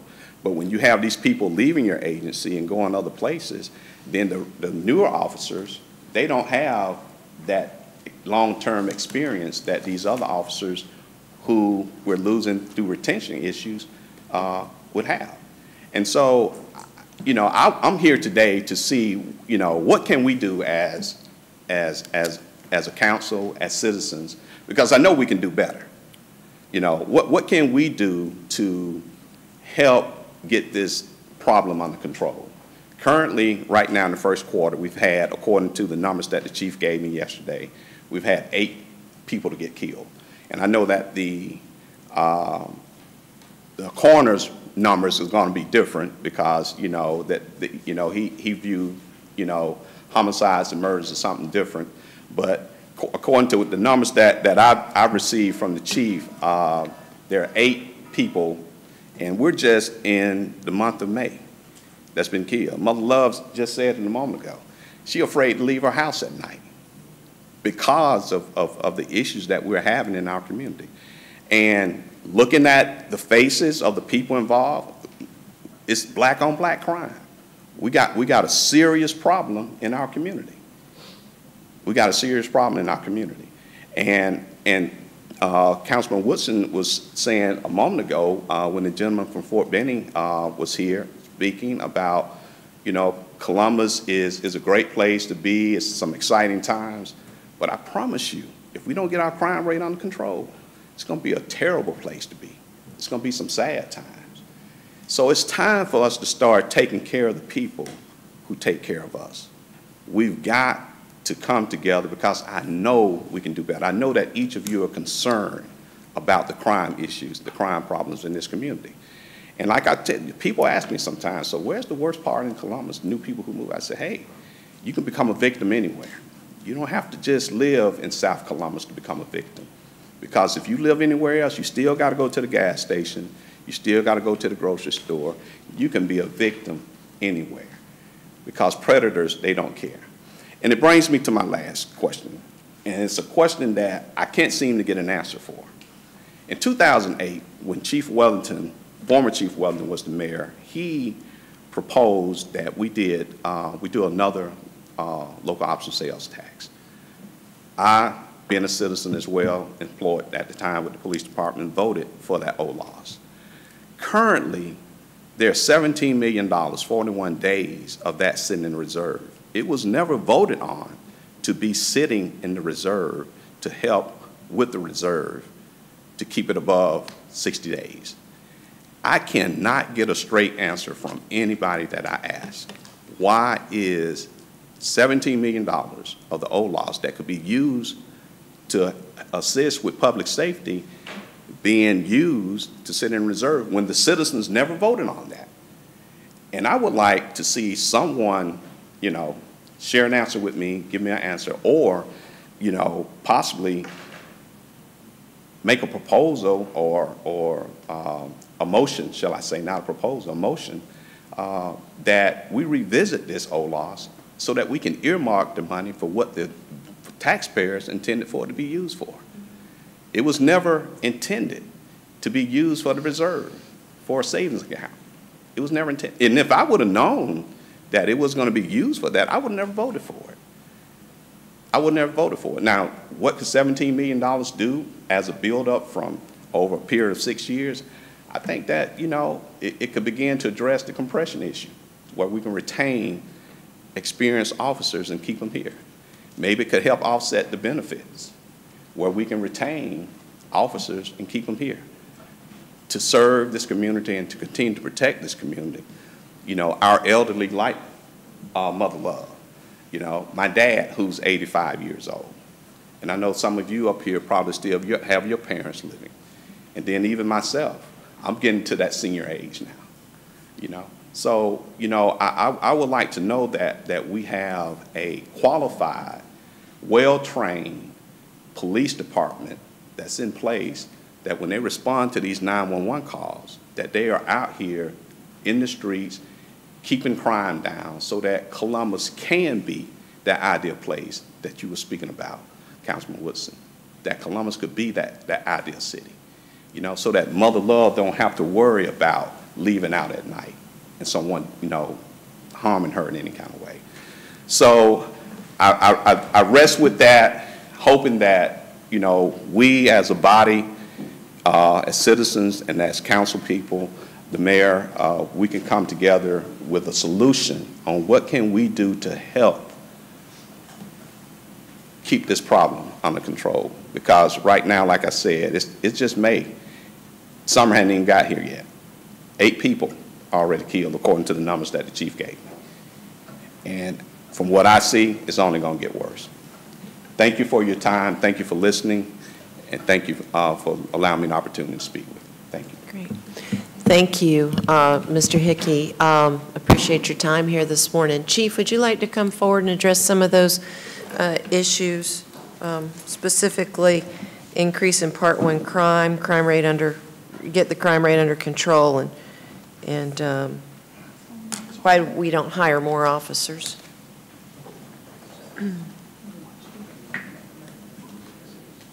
Yeah, we need somebody to talk about that. Yeah. First of all, I want to thank Mr. Hickey for being here today and for spending time on the Public Safety Advisory Commission, which is not paid, and he does that, and he attends every meeting, and I appreciate it, Byron. And I did meet with him yesterday. We had about an hour conversation, and I did give him copies of the chart that I have, and I have a copy here today for anybody that may want it, but all the way back to '08. But I have this chart and the numbers all the way back to 1980 and even farther back than that, probably to '70. We have shown a continual decrease in Part 1 crimes from 1985 until this date. The first quarter of this year is still on course. It's still down. The thing that we're seeing an upswing in is homicides. And we're on a scene right now in North Columbus that appears to be a murder-suicide. But that investigation is just starting, and it appears to be domestic violence. We've had a total of 12 murders since the first of the year, 8 in the first quarter. And our investigation is showing that 6 of those are domestic violence, most of which are happening in the home or as a result of a relationship. 3 of those we have associated with as drug-related. The other 3 are undetermined at this time because we're still in the process of investigating. And then the one today appears, face value, appears to be a murder-suicide in a residence on the north end of Columbus. We keep and watch and maintain very good records. We have an intelligence-led police department, and we have analysts that do nothing during the day other than follow crime, look at trends, look at arrests, look at associations with individuals, and then that information is documented and passed on straight to the cars in those areas. We then take and detail cars to certain areas where we're seeing an upswing in crime, and it's worked out very well for us.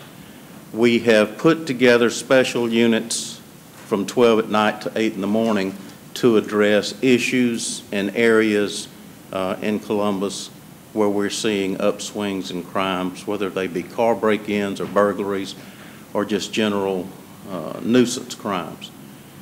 We need more officers. I mean, I won't stand here and tell you that we don't, because we do. We interview every officer that leaves that department, and we document the information that we get from that officer.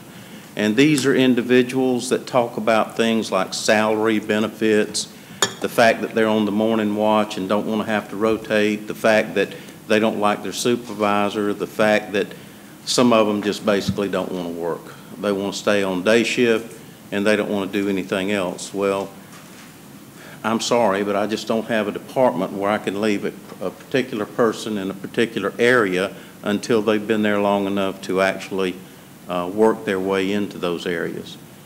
And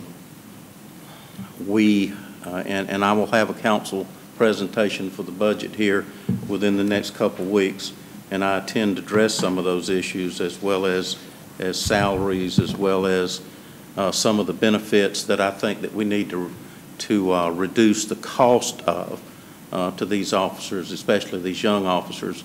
When you've got a $40,000 officer, and by the time he pays the insurance, and by the time he pays the cost of retirement, by the time he pays all of his taxes, that $40,000 officer could be as low as $24,000 to $26,000 a year. And if you take that $24,000 to $26,000 a year, and you have an officer, a young man coming in, probably his first job or maybe second job, wanting to be a public safety official in Columbus, and he's married or maybe even has a child, he can't afford. He cannot afford to just work that one job. So therefore, you see him out here in uniform, you see him out here working part-time jobs at night to make ends meet, and then at some point in time, the officer's just too tired to perform the way he should perform when he's working for us. Therefore, we then either have to corral his part-time employment, which we do, or he's going to be looking for employment somewhere where somebody's going to pay that insurance for him, or not require him to pay 8% for retirement when it comes up, or whatever. These are the things that we have to do to progressively keep our officers and keep them on the streets in Columbus and make Columbus the example. Not, you know, we need to do something today, let's run up and see what LaGrange does, or let's see what Atlanta does, or let's see what Savannah does. No, let them come and see what Columbus does. You know, we need to be the individual making that statement. We need to be the individual that when an officer comes here, he wants to retire here. And I think the city manager said it before when we're talking millennials. This is a good bunch of kids, but they're different. You know, I can't say it any other way. They're different. They're looking for different things than when I came along, and I've had 2 jobs my entire life. We don't find those people anymore. So therefore, we constantly have to be a step ahead in how we deal with these young officers. It's an eye-opener. You know, when you've got 488 people that work for you and another 105 civilians, and another 75 people in the 911 center, and then supervise 100 school crossing guards, that's a bunch of people. Any way you look for it, that's a bunch of people. And there's constantly things that have to be addressed in the workplace. And I hope that during my presentation for the next budget, that some of these things and the figures associated with some of these things will make sense. I can't keep doing without and doing without and doing without and keep up with these officers. I have got to have some help, and I think that y'all see that. Y'all have always helped me, always. And we're getting in that situation again. When we, in 2008, when that penny was passed, 70 and 30, 70% public safety, and there was a $3,000 across-the-board raise that was given to every sworn officer and 100 positions to be hired. We hired 99 of those positions in a few months. Not a few months, it's probably 12 months. We hired 99 people, but you have to maintain it. And at the end of that year and a half, when there was no maintenance done on these salaries, it started easing down on the other side. I think I lost 7 in 1 week shortly after that. But we have to maintain these officers. We have to maintain our equipment. 2 officers left within the past couple of weeks, and their excuse was, you know, I'm going to this county because they have better equipment than we do. I can't believe that. I can't believe it. We strive in Columbus to keep the best equipment we have on the street. And that comes from cars, that comes from computers, that comes with the utilities that an officer has to have to do his job. We have to strive for that. We have to do the best that we can do for our citizens. And there's no doubt in my mind y'all are going to do that. And I'm going to ask for some of those in this next budget cycle. But Mr. Hickey, I appreciate you. I appreciate you coming up. Appreciate y'all's your advisory group. I appreciate it. Because we listen to those groups. We go out here to the neighborhood watch. We listen to our citizens. We attempt to assist. I listen to y'all. You know, I get information from y'all. Call when something's going on in the neighborhood that we need to know about, and I appreciate it. Because chances are I wouldn't know about it unless you called me and told me. And we'll do what we can to correct whatever that problem may be. And Mayor, I appreciate it. Yeah, no, thank you, Chief, and thank you for all you do. You know, one interesting conversation, I went to a mayor's conference, I guess it was last week, and mayors from the major cities throughout, our sister cities were there. And I won't call the particular name, but there was one city that's recently filled all of their vacancies. Correct. And I said, well, hot dog, how'd you do that? And they said, well, we raised the pay. I said, what's your pay? It's about $2,000 less than we pay. And I said, well, now how does that work exactly? And I asked him some more questions, and he wasn't quite as forthcoming with any further details, but I had the opportunity to come back and see you and say, what are they doing over there? Of course, you knew what they were doing. They lowered their standards dramatically. They started letting people in with prior drug convictions and things Correct. of that nature. Correct. People that maybe didn't pass drug tests and maybe had some other issues in their past. And so I think it's important, too, that you tell the citizens you have enough applications over there right now to fill 200 positions if you wanted to. And we do, and so why aren't you hiring those folks and just put those, fill those positions and put those 80 people on the street? I don't need some of those people, and you don't either. I have to be sure that when I put a badge and a gun on somebody, that I can go home at night and sleep. And I can't just put a badge and a gun on anyone. So a lot of people want to be police officers, but it's not the people that us wants to see out there, I promise you. And that's what was happening in that city, and I had already heard that before the mayor had called, and I'd already checked several weeks before as to how they were filling those 100 positions. And I was never told a straight answer. I was always kind of, you know, we sell this and we sell that, until I was at a conference and one of the guys agreed to share with me the fact that they were just kind of, if you applied, you came on, you got the job. I can't do that. I can't do it. Well, I just wanted to make that point. It's sometimes a little bit more, complex than people think. And I know you said something about $24,000, and you had some math in there, and so the citizens and maybe the media will glom onto that, and that would be obviously incorrect if they just reported it flat out like that. We pay, particularly if this budget is approved, a little over $40,000 for a high school diploma. Correct. For a starting officer, and then of course there's signing bonuses, and they get additions if they're post-certified, if they have military experience. And then certainly if they get their associate's degree, it'll be more like 42, and if they get their bachelor's degree, it's more like 44, and it goes up. So we do pretty good comparatively, and you're right, it's about the maintenance. I mean, in these last few years, we've increased police pay in particular between 15 and 21%. But, and we have addressed, Mr. Hickey, and Retha can show you this, particularly in the last, I guess, 3 years or 4 years since the pay reform, compression with the steps that we have, and that's just going to take time. 20 years of compression is a long, tangled ball of yarn to unwind. So, so we're making steps, and I know the council hears you. I wanted to tell you, as far as the pension cost, you'd mentioned that to me earlier, and we have gone to our pension board, and they are doing a study currently to determine whether we could lower the cost of pension to our employees.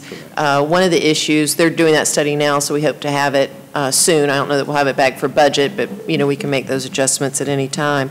The one issue is, we have a pretty generous pension plan, particularly for public safety.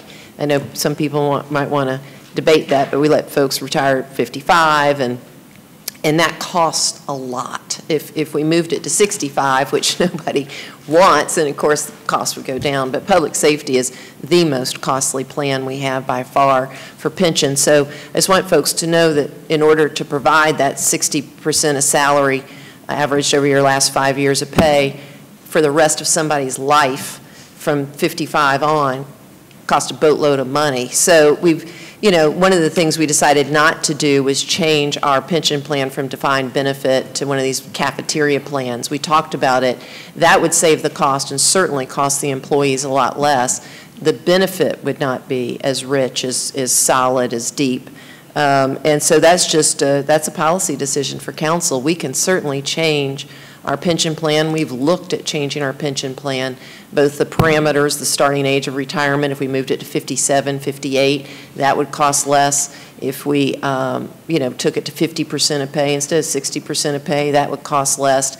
If we didn't pay for the rest of their lives, but only, maximum of 25 years, 30 years or something, that would cost less. All of those obviously have pretty serious ramifications to our hardworking public safety officials. And so, we just need to get those numbers back and figure which one of those levers we can pull and push to get a balance that's acceptable for the value of the benefit. So, but we hear you. And one thing we're trying to do, obviously, is we offset 4% of that with a pay raise, but when we first implemented it, but that other 4% is there. The new employees are absorbing that. So we try to offset it with these pay raises, but you're right, the pay raises will have to be more and more generous to keep up with both that and the cost of living. So that's something for council to take into consideration. I know we got a lot of folks up, but Retha, did you want to add anything that maybe I left out, just so everybody has information for all the questions we got coming?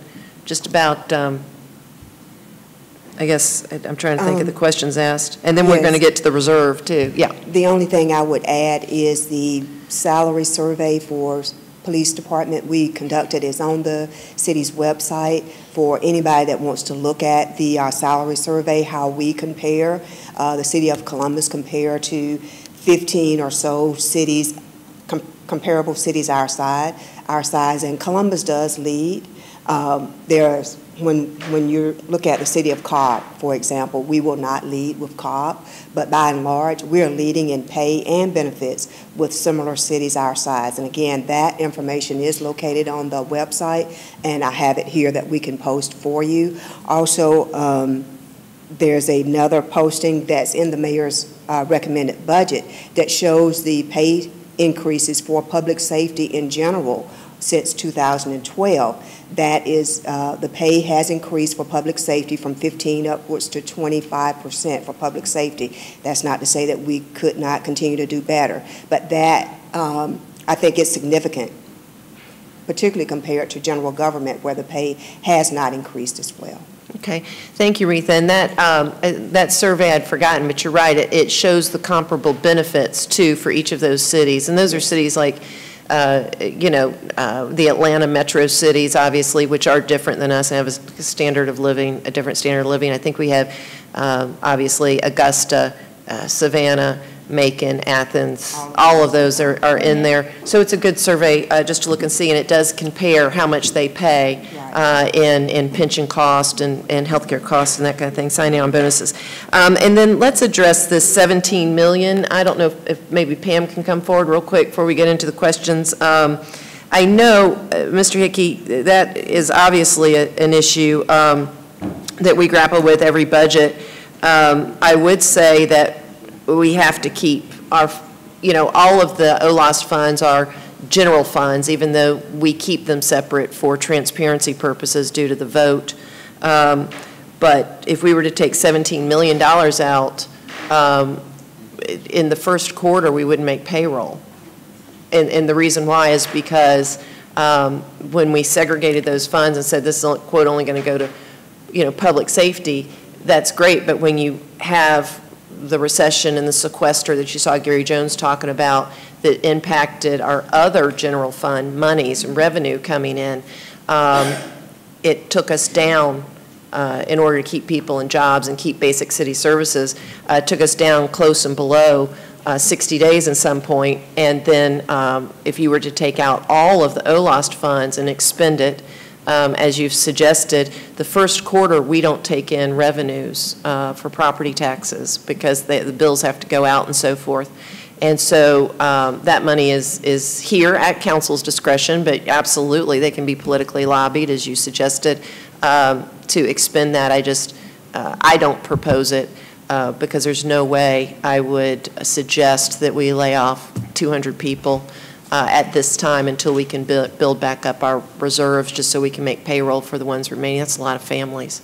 And it probably would be disproportionately levied upon general government employees, and that's a whole lot of city services not being provided. So it's a balance, hard choices, but I'll address the political policy decision aspect.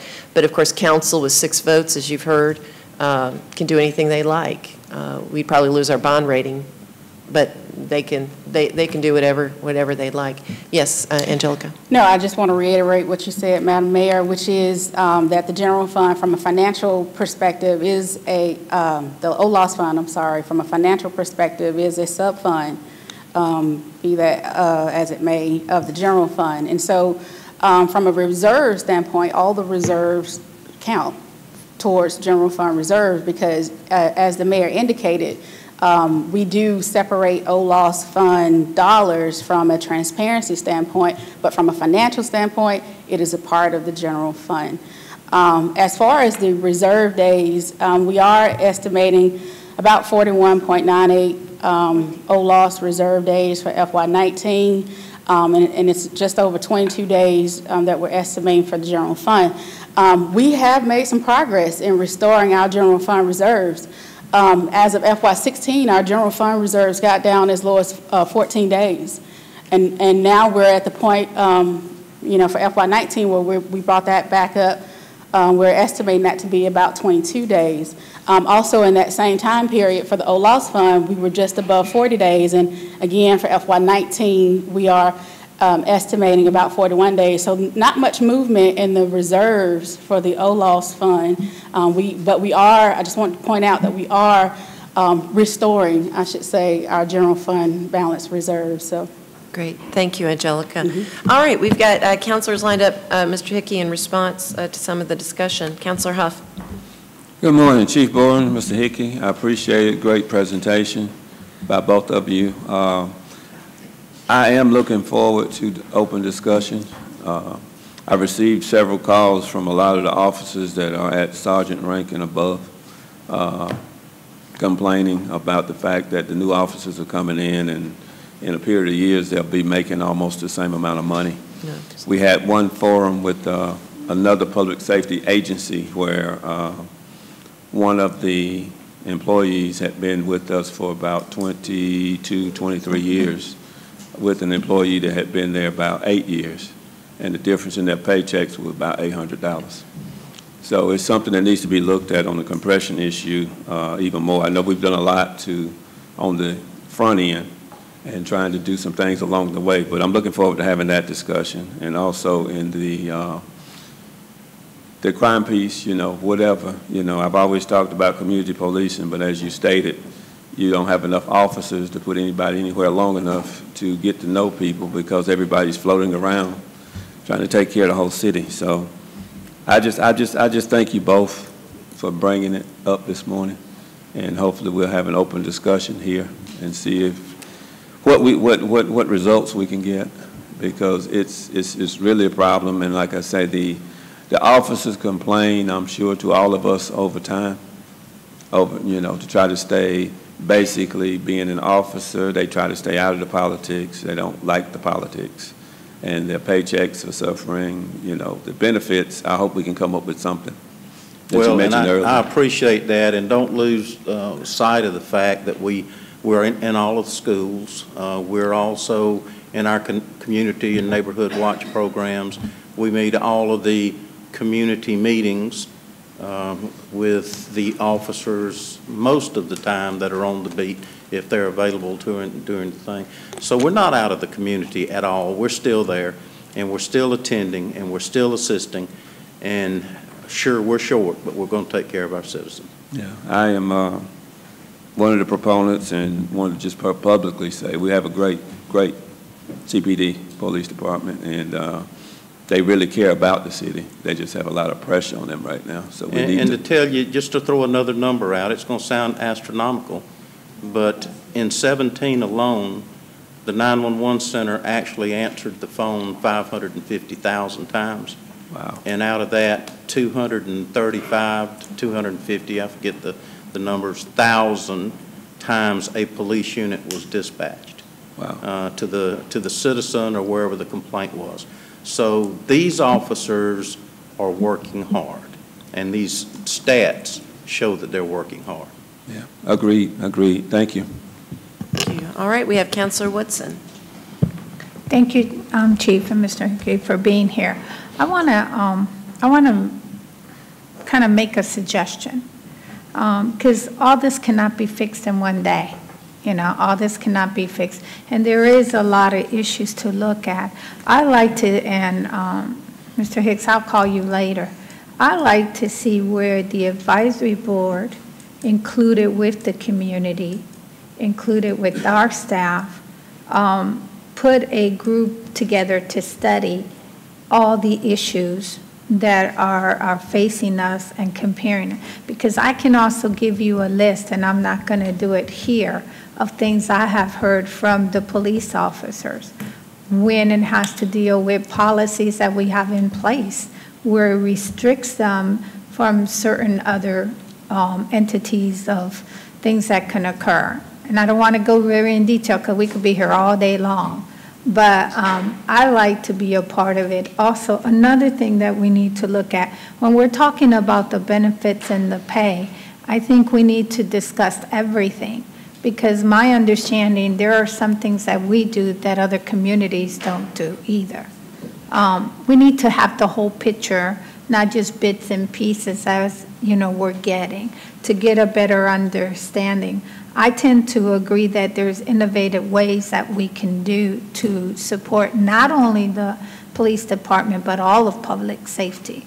I remember a couple years ago when I said, couldn't we put like a percentage of the tickets we write into a line item to use that for capital improvement? I mean, there's so many ideas, but I've seen where some ideas have come and immediately, someone says, well, that doesn't work. Well, I believe that something maybe didn't work back then because that wasn't the timing for it. What's the timing for today? Could be different. So I want to look at it, and I want to be a part of it, but I want us all to be with an open mind, not immediately to say that's not going to work without trying it, because it's all about timing, and it's about the interest of the public. And if right now, crime is the interest of the public, so what are we all willing to do? Because I hear some of the officers say that they can put a case together and the citizens won't come. You know, the citizens also hear what's going on in their neighborhood. So I believe too that, and I'm going to bring something later, that I think we need to bring a little bit more marketing, more awareness of the relationship between the community and public safety. I think that's a big avenue. I've mentioned to a couple of people, would you adopt a police officer? Meaning build a relationship with that officer in your community and with the church in your community. We have lots of churches that are in the community, but they don't live in the community. And their programs service their churches. We need to look at it in a different way. There are some really, really good ideas out there that we need to look at. I'll give you an example too, and I'm just holding it all inside till the appropriate time. Even with our schools, I met a little boy who was sitting with his skateboard in the middle of the road. In the middle of the road, and I drove by him and I parked and I said, "Are you okay? Did you fall? What happened to you?" And he said he was tired, so he laid in the middle of the road. I said to him, "Why don't you just move to the sidewalk and let's talk?" When I went and talked to him, the young man said, I said to him, "Wait a minute, why aren't you in school?" And he said to me, because he got suspended because he went to Walmart. I have a problem with that when we're suspending children and letting them out to do nothing. I have a problem that if somebody in the community sees a child, don't stop and ask the child. I have a problem when people don't get more involved. We lost that sense of respect and value of life. And I think that's all part of it that needs to come together. And I think this is the time in the momentum where communities are tired of the crime and what's going on, that we could change some of these things and give you the resource with people helping. I mean, just something to think about, Chief. We need to look at everything. I'll give you another example, Mayor, and that was, I was like, and I called Chief on this one. I was on a street and I stopped and there was a police car next to me and it was 606. I'll say it publicly. I've got a picture of it. That car looked like it was back in the 60s and the 70s. I was even embarrassed for the police officer in the type of vehicle that he was driving and he was doing. And I told him, I said, "You tell Chief," and he looked at me kind of crazy because I rolled my window and talked to him. I said, "You tell Chief you need a new car." You know, and I know he never told Chief because I followed up behind He did not, but I went and looked at the car and I took a picture of it and it kind of looked like the Blues Brothers. There you go. I was trying to think what it was, but it couldn't come out of my, that's what I was thinking.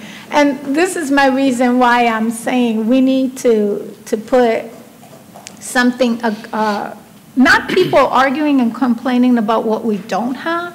It's about people that want to see a difference. Let's move on. We know what the issues are. What are we going to do to resolve it? And I don't know all of it, but Mr. Hicks, I'm going to call you, and Chief, you know, we have a great relationship. I'm going to talk to you. And I also want to see where our marshal, our sheriff, and we all do a little bit more because they're all come together. You're all sworn officers. And we all here to protect the citizens. And if you're short, there shouldn't be no boundaries between our public safety. We should be able to cross each other to help each other because we're one community, and the one community is for everyone's safety. So I know it's going to get ugly, and I know it's going to be some territorial, and I know, but we all have to get over this to ensure the safety of our community and the future that holds for Columbus, Georgia. And I'm just going to leave it there, but I want you to know that that I want to be a part of it because I have some ideas. And I think that if we don't say no and we try it, it might work. And if it don't work, what harm did it do? Nothing. So I'm going to leave it at that, Mayor. Okay. I also want to ask, well, this is a perfect time to do it, our finance director to look in the, not now because we're in budget session and there's so much going on, but right after budget session, I want to see if we can look at a model. Just try something out. What would happen if we do the pay structure first and then everything else that we need in the budget? How would that work? I just want to see. I'm not saying that's where we're going to, but I want to see what the difference will be. And not only just for public safety, but also for general employees. And I don't know because I don't know all that part of finance, but it's just an idea. And if we can look and see, it might work and it might not work, but we can get an idea. We see the military does it, so why can't we follow probably in that sense? Might cost more money, might be less money. I don't know, but I don't think we should say, let's not look at it. Let's just see what would happen, then bring it back and let's discuss it to see. I was going to wait till budget, but it's a perfect opportunity to ask for it. Thank you very much to everyone, and we hear you. We hear you loud and clear. And there are areas that we can change if we just all can come together and see the big benefit and the big picture of it. All right. And I tend to agree. One more thing, Mayor. Chief, I think you need to say that more, and I think people need to hear it more, that we do have lots of applications, but we're trying to be careful with who we put on the street because we don't want to have more bad apples than we'd have good apples. We want it to be fair and good throughout our city, and that's very important. And I think we should, say that more often. Great. Thank you. All right. Thank you. We have Councilor Barnes. I was at a meeting last night from 5 until 8. Skip Henderson was also there at this meeting, and 60% of the conversation was about CPD. Let me tell you what I gleaned out of that meeting. I'm really happy that the citizens, but we are transparent here in this government because the citizens go on the city website, all the information dealing with the budget and everything's there. That is a huge, and I will tell you something, it's surprising how much the citizens know, how much they glean from that.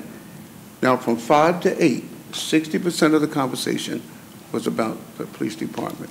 40% was about special enforcement. And I didn't want to let the cat completely out of the bag of the changes that we're doing as far as special enforcement. I gave them little tidbits, but I didn't want to let, I told them, I said, watch the work session on the 29th. But one of the questions, Byron, that came up was the question you asked. They are, the community's cognizant of the fact that crime's down, Chief. They glean the stats that you put out, and they know that. They do realize that the murder rate's up, and I did let them know what you and I had spoke about, that 6 of them were domestic violence, 3 maybe drug or gang-related, and other 3 questionable. But the citizens are concerned. One of the things that Skip did a really good job of laying out the budget and being the former budget chair. But one of the things that came out was the fact that they feel that we as a city need to get our priorities regulated. And they realize that you can have all this good stuff that's happening in Uptown Columbus. We can have the Riverwalk. We can have everything. But if the people don't feel safe, they're not going to attend. They do realize now that crime is down, and they do, but they're concerned about the future. What grieves them is the fact that they see a lot of the police officers having to work 2 and sometimes 3 jobs just to make a living. A lot of the questions came about compression. and about the need for us to do something to keep the officers that we have. They're concerned that Columbus is just a training ground and that you have an arduous task trying to keep officers, because once they become trained, they're leaving. We need to really do something on the front end to stop. I'm glad you mentioned about the vehicles. That's not the only comment that came up about some of the vehicles that you may need and you're not getting. And the overall question was this here. Why is it that we are not supporting the men and women whose job it is to keep us safe by giving them all of the tools that they need and the commensurate salary to keep them here? That's huge. And the mayor is not here, but it came up. When the mayor does the call to talk, there needs to be one specifically that you can have the citizens come, where the chief can be there to talk about public safety and some of the concerns that the citizens have. They're concerned about the salaries, compression, and all of this here. And we need to really do a serious talk. And they are going to really be looking at, Chief, when you come here, for the, now 60% from 5 p.m. to 8 p.m. was the meeting. 60% of the conversation was about CPD. And what is council going to do to support the police department so that the police department can do the job that we want them to do, which is to keep us safe? That's huge, something like that. And I'm glad Skip was there because he had a wealth of knowledge about the budget and whatever. But I'm going to be honest with you, you know, we need to come up and we need to start prioritizing things that the citizens are telling us. And at the top of the list is public safety. Top of the list, the police officers. Now, we were asked questions about tasers. We were asked questions about vests. We were asked questions about, obviously, the vehicles. Sure. You know, and I know you have a very difficult job, Chief. I know you do. And also about your outreach into the community. They are aware of the DARE program. They are aware of Officer Spencer, sure. who is, I'm going to tell you something, Officer Spencer is like a goodwill ambassador when he goes into the schools and to the PTAs and whatever. So the community is completely aware of this situation. And Byron, you brought up a good point, and Mindy did also. They wanted to know how much average citizen input into some of the decisions, whether council's hearing more from. So I'm in a line if we can get if the mayor will do one call to talk specifically, not about special enforcement, anything else. Let that be specifically about, I'm glad the mayor's coming. One of the things. Can an average citizen say something? No, ma'am.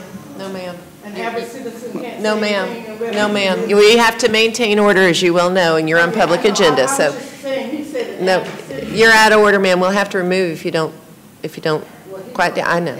Yes, sir. That if there can be a call to talk, but this is my suggestion, because they were saying they feel frustrated because the things that they want to talk about and really chew and really have a productive discussion. And I suggested maybe a call to talk that you have, and you do a lot of them, just specifically on CPD. This is huge. And there was a gentleman, I won't mention his name, but this gentleman here was so versed on, he's a retired attorney. He and his wife were so versed on some of the things, and they knew the budget, and it was a really good dialogue about what the decisions that we make from 5 to 8 now. That was pretty long, and 60% was CPD. Sure. So if you can have like a call to talk. Yeah, we can do that. That would just be specifically on, because then they want to know other things. Why the CPD, why there are not as many vehicles. I'm glad Mimi brought it up, because they saw some of the horrendous vehicles that our officers are driving. Sure. And they were concerned about things. Do the officers have the equipment in their cars, the packages? Are they up with that? with the packages and all. And so if we can have that, that would be huge. Okay, let's do that. And we also can do it, we can have staff do it for budget purposes, because you all would want to know that information before you make any budget decisions, obviously. So we can have a report on vehicles, how many are out of date, you know, with where we like to turn them over, about the packages and so forth. So. And Councilor Garrett, your name came up last night too at this meeting, because referenced this special enforcement. I told him what you sent, what we did, and got together in the meetings, and I didn't want to let the cat out the bag, but I did tell them about some of the things, the backyards and the side yards, that they were happy about that. So I wanted to pass that on to you. All right, great. We have the Mayor Pro Tem. Chief, or either City Manager, can somebody tell me how much, we talk about $17 million in OLOS reserves, but how much of that is set aside for the unfilled positions that we've approved, the benefits that go with it, and that's cars, personal benefits, the whole bit? Do we know?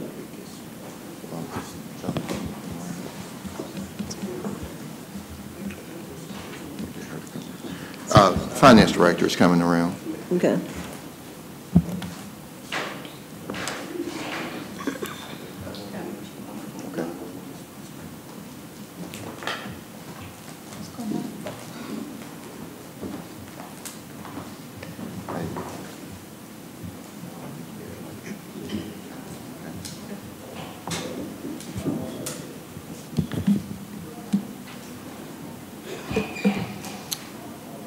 So the question, Madam Pro Tem, it was how much of the OLOS reserves are consist of positions that are unfilled, public safety positions that are unfilled in the police department? Right, that have been approved. That's been approved. But they haven't been filled yet, because along with salary, personal benefits, other benefits, uniforms and all that stuff. Because it sounds like we have a lot of money sitting in reserves, but that money is sitting in reserves for those positions that we have authorized the chief to fill. Well, I will say this, as I'll have to get that information for you as far as the amount of reserves, the amount that has returned to reserves from unspent personnel costs. But one thing I'd like to point out is that all of the reserves that we show in the charts that we provide as part of the budget is not all public safety. Some of that reserve money that Mr. Hickey mentioned is for infrastructure. So I can break that out for you as well, but I just wanted to point out all of the $17 million that was mentioned is not all for public safety. Okay. Yeah, and the other thing that's interesting is that that $17 million does not include the money for the 100 new police officers. That money actually goes into the chief's budget. That's correct. So it's not like we're holding those in reserve and then therefore not hiring police officers. He could go out, literally, he could leave this meeting and go hire 80 police officers, and he's got the money for that in his fund right now. And so that's not sitting there in reserve. It's not squirreled away. It's in his budget. That's correct. We're just waiting for him to find these 80 wonderful candidates that we would be willing to give a badge and a gun. My thing is, we can't take that money that he's hiring those people with and use it to pay existing people more money, because once you do that, you don't have the money to hire them. Right, and we did do that with 16 positions. We had a very long conversation, as you all remember, many, many hearings about, we liquidated 16 positions from the 100 in order to fund the compression pay longevity solution that we came up with over a period of time. And I forgot what else we did with it. I can't remember now, but maybe we could mention that. We did several things to make some adjustments to raise pay for the police officers. And it was also with a commitment that when he gets up to, when he hires whatever the difference is, 84 officers, then we'll start finding money to replenish those 16. So we could do that. I mean, you could take 50, liquidate 50 positions and do a lot of good with addressing the pay. Of course, then you're not going to have your 100 police officers. So it's something that council could absolutely consider. We've just been holding those, waiting for our pay to get high enough to start attracting these great candidates, and hopefully over 40,000 it will. Do we know how much compression will cost? Yes, we have those numbers. Compression, Chief, do you remember? It was like $15 million or something. Many years ago, it would have taken, this was many years ago, it would have taken about $7 million to address compression. In the police department. In the police department. Right, I think it's $15 million. It's probably 15 to 17 million to address it the way it should be addressed. And that's to separate the ranks and put a percentage of money in between the promoted ranks. The folks with the degrees and then the ones that don't have the degrees, well, you know, that's up to them. If they want to get the extra money, they'd have to get the degree, like other people before them had. Right. But it's not cheap. It's not cheap. Okay. And that's why we started that plan that let us incrementally make the difference while we didn't have any money. Now, money starts coming in, y'all can make huge leaps and strides. Okay, we still have counselors lined up. We've got Counselor Baker. Thank you. I'll try to be brief. I was going to just take a quick shot at the sales tax question, Chief. But I think for the most part, if you looked at weapons, vehicles, record management, computer systems, communications, we've come a long way and we continue to strive. Very much so. Spent a lot of money on that.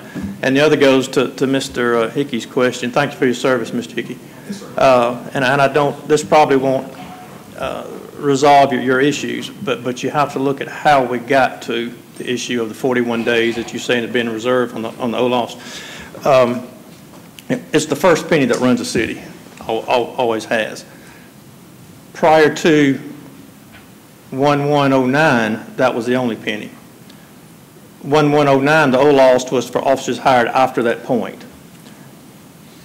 The public and the city and the public safety departments were pretty much built out at a collection rate of $36 million a year. The department you served in, that's what the first penny brought in. That sort of was the benchmark, was the standard. But when the recession hit and hit us hard, beginning around 2010, I guess, 2009, 2010, that penny went to $33 million a year, give or take. So when you compound that loss over 8 or 9 years, well, then you've lost $25 million of that first penny revenue. Most of that money goes to public safety. Had public safety taken a pro rata hit of that $25 million loss, we'd have gutted police department, gutted fire department, gutted sheriff's department, gutted marshal's department. But we didn't do that. We started pulling all the pieces of the puzzle that we could together. We pulled down reserve funds to see that public safety was fully funded, to see that our infrastructure was maintained, to see that we had a quality of life maintaining our parks so our city didn't get run into the ground. There's always a trade-off for that. Some people, and they're going to disagree. We disagree on council, and people are going to disagree. But at the end of the day, we drew down our reserves to protect public safety because the sales tax revenue was not coming in according to the history of it. We used OLOS reserves to keep us at the 60-day reserve fund. Some people don't think the 60-day benchmark is important. I think it's critical from protecting your financial position. So yes, we had to pull all the pieces of the puzzle to fund public safety, maintain our infrastructure, keep our city providing the services that we need to provide, and meet the 60-day benchmark as far as reserve funds. And it took all those pieces of the puzzle. And the other lost reserve is one of those pieces that it took. But you got people in the department today, if they were hired prior to 1109, who have a job because we did what we did. Because public safety has always been the priority since I've been part of this council. And I don't see that ever changing. People are going to disagree how you achieve those different things that we have to achieve and how you go about it. But that's how we got to where we are. We had to manage a $25 million sales tax collection shortfall over that period of 8 or 9 years. Most of the money that was supposed that would have gone to fund public safety, we had to pull it from other places. That brought our reserves down, so we had to use some OLOS funds to shore up their reserves to keep us at 60 days. We can debate that all day, whether it was right or wrong or indifferent, but that's part of the strategy, financial strategy we went through to do what we had to do. Sometimes you make decisions that are necessary, not that everybody's going to agree. But I thank you for your question and for your service. Yeah. All right, thank you. We've got Councilor Thomas.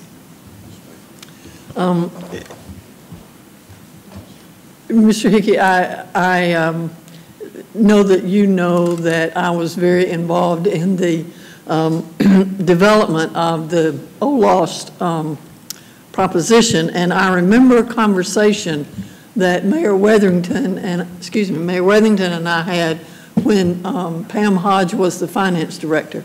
And Mayor Weatherington wanted the OLOST money put in a separate account.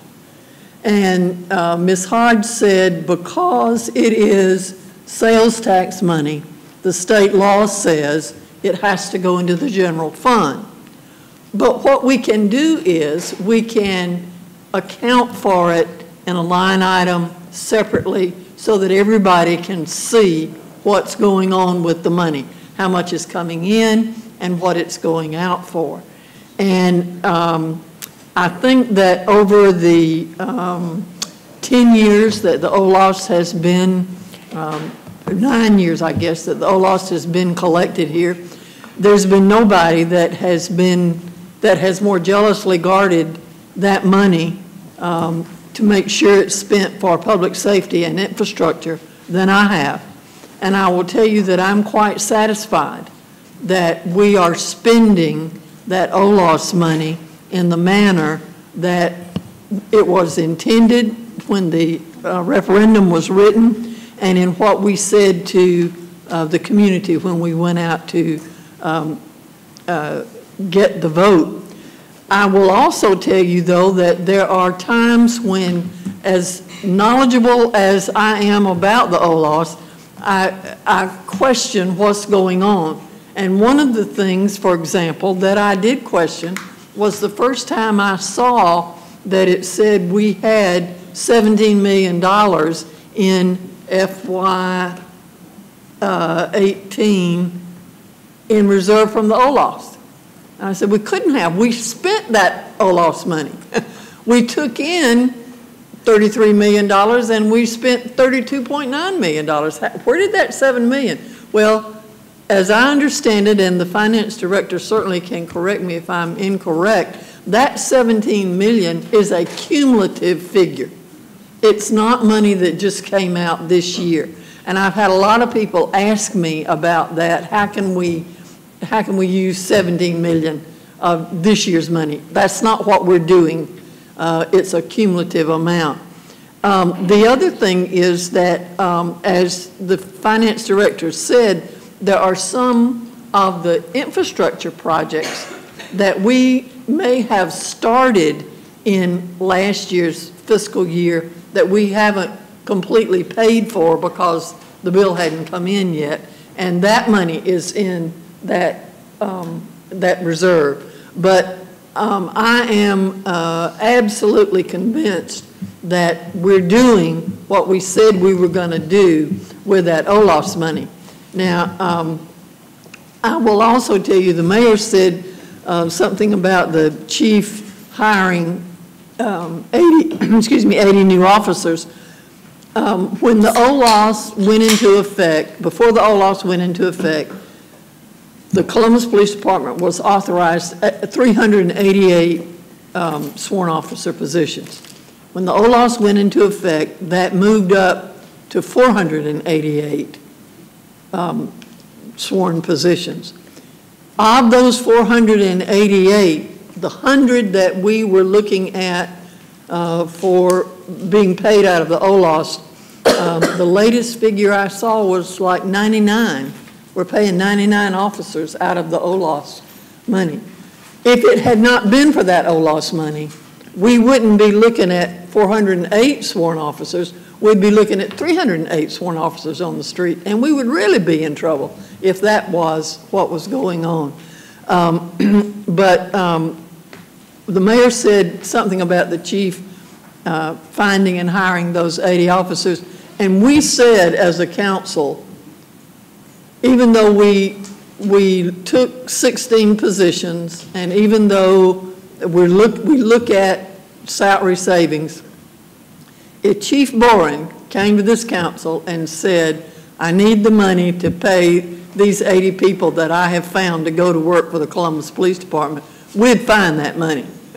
If we didn't have it, we'd find it somewhere, because it's that important, I think, to all of the councilors that we have a full complement of police officers in the CPD. One of the things I would ask the finance director if she can help me with, when we first started the OLOS accounting, we did not account in the fund balance. We didn't account the OLOS money separately. We didn't show it separately. Can you tell me when we started saying this portion of the money came from the OLOS, this portion of the fund balance came from the OLOS?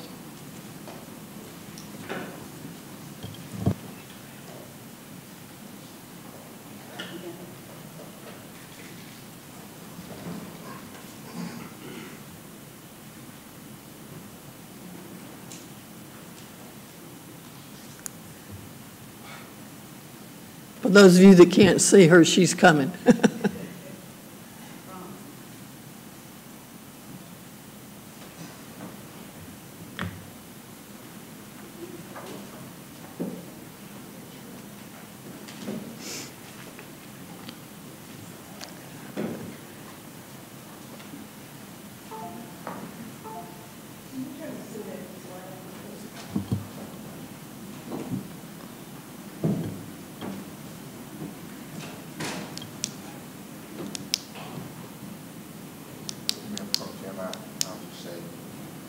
She's pulled up the PowerPoint slide that she can show you and okay.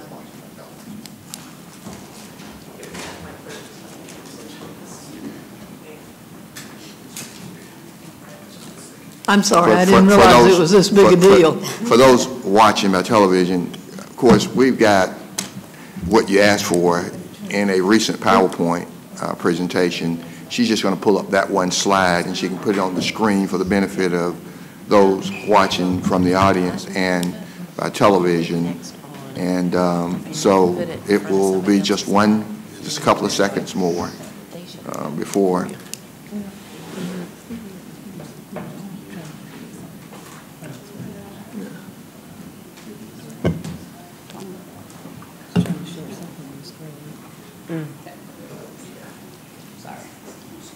Well, you tried.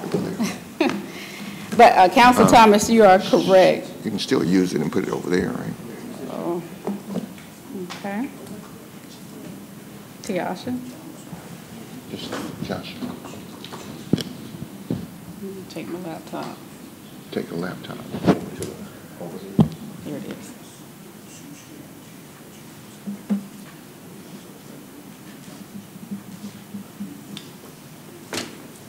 There it goes. So you are correct, Councilor Thomas. It wasn't until FY11 that we started counting the OLOS reserves as part of the reserves. Prior to that, it was all general fund reserves that was being counted as far as the reserves were concerned. So our goal is, of course, the 90 days, and we have a 60-day minimum. And as I mentioned before, in FY14 is when that was our lowest point. We were actually at 54.54 days at that point. 14 of those days was general fund reserves. Since then, though, we've made some progress. The general fund reserves are the lines that are in blue. We have made some progress in, yes, general fund is in blue. We've made some progress in, FY16 was the lowest point, not FY14. FY16 was the lowest point. That was the 14 days. And we've made some progress in 16 with restoring our general fund reserves. But to answer your question, it was FY11 that we started using the OLOS reserves to count as reserves. That we started separating it out to show the different those days. Two things. Yes, okay. ma'am.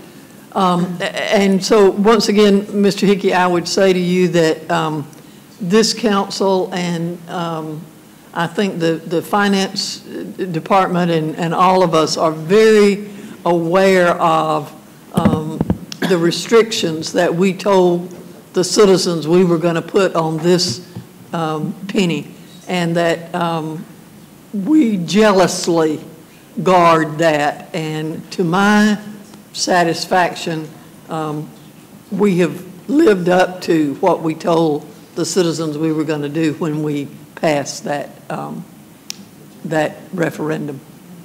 Thank you. All right, we've got Councilor Davis. Thank you, Mayor. One of the things I know there's a lot of conversation going on, so I'm going to try to make it real brief, but hopefully condense what I'm about to say. But you got to keep in mind when the citizens voted on the OLOST with a purpose, it wasn't just 100 police officers. There were a lot of things involved on the public safety side. There's a lot of branches of this government and public safety that's being served out of that penny that we call the OLOST. One of the things we did at that time too was, it was the word parity. Okay, I'm just going to say it. You can look at it as a blessing. You can look at it as a curse. But what happened then was that money was spread out across the board to all these different departments. That utilized a lot of those funds right there. A lot of those funds. And what's happened over the years is that we took that OLOST, the city agreed to take that OLOST. You got almost 70% of that 70% that's being used on salaries. And every year, you look at it, every year, those salaries don't go down, they don't stay neutral, they go up. Health benefits, retirement, promotions, things like that, it just keeps going up. And anytime we add to that, it keeps going up on an upward trend. You're spending more of that OLOST money every year on salary needs and purposes. So what happens is you got less to deal with capital replacement, you have less to deal with equipment across the board, and that's what everybody wants. So, now we're at a place where we're finding out that you only have X to work with. X amount of revenue to work with, and it's lost. And if you continue to spread it out, that's what we've done over the years, really. I mean, everybody knows this. For a long time now, we just spread out the revenue, the extra revenue, and just spread it out the board. That's somewhat, some people will call that the definition of parity. Spreading across the board, and you just kind of put a Band-Aid on the same problem every year. It comes back the next year, you're dealing with the same thing. Take the limited resources and you spread it out. I think what some of the things I'm hearing, Councilor Barnes has alluded to some of the questions he hears, what we hear. We hear more and more about CPD and 911. That's what we hear. That's where the concerns come from in the public. They want a patrol officer. I'm sorry, but they, look, there's needs out there, first responders, and they all do an excellent job and they're providing the services. But I get more calls and concerns, and that seems to be the topic in the community is 911. The Part 1 crimes that Mr. Hickey talked about, those kind of things, that's addressed through 911. And so when you've got limited manpower and limited resources, your manpower's not growing, and your limited resources not growing. I mean, you've got a situation there, and then your costs are continuing to go up every year. I think people, I don't know if they really understand that, when you look at it from that angle, and, certainly, hopefully something, and anytime we do like this year with what's being proposed in the mayor's budget, that's an additional increase out of that OLOST fund where it's going to continue to go up on the salary side. Yep. Yeah. So you're utilizing that in many different ways, and then when it comes time, everybody wants some more of it. It's just not there. It's been used already. It's been spread out all these different places. So that's why it's tough to deal with that. Look, if sales tax, the saving grace is that, face it, I mean, what's happening to us today with internet sales, things like that, the internet that we have, I mean, people are buying more and more online. That's their choice, that's their option, that's their freedom, right? But it hurts us on the sales tax side locally because we're not getting any of that. We're not getting any of that, and that's why I think that number tends to stay in Columbus, Georgia. It tends to stay stagnant or the same trend every year. It's not increasing that much. There was a little uptick, right, Mayor, in sales tax this year. That's a blessing. This was really going to be a key year from that standpoint to see with the rest of the economy doing this, on a national average, that what was going to happen in Columbus as far as the sales tax revenue. I don't think it would be on par with the national average and the increases, but we're getting hurt in that area. That's, you just gotta understand it. Now we could take I guess what I struggle with is how do you take those limited resources now and start dealing with priorities? And that's what we're struggling with right now. And what you talked about, Mr. Hickey, a lot of those are priorities that are out there in the community right now. So, you know, are we faced with taking the limited resources and sticking them where the concern, where the needs are, or do we keep spreading them out? That's a big struggle. That's a big question mark. What we can do, what this body can do, I'm concerned with CPD. Actually, I mean, I'm going to tell you straight up that I'm concerned about the middle leadership in CPD. I mean, it's getting smaller and smaller and smaller. That's a concern. Whether I'm here or this body's here, there'll be a new mayor coming in soon.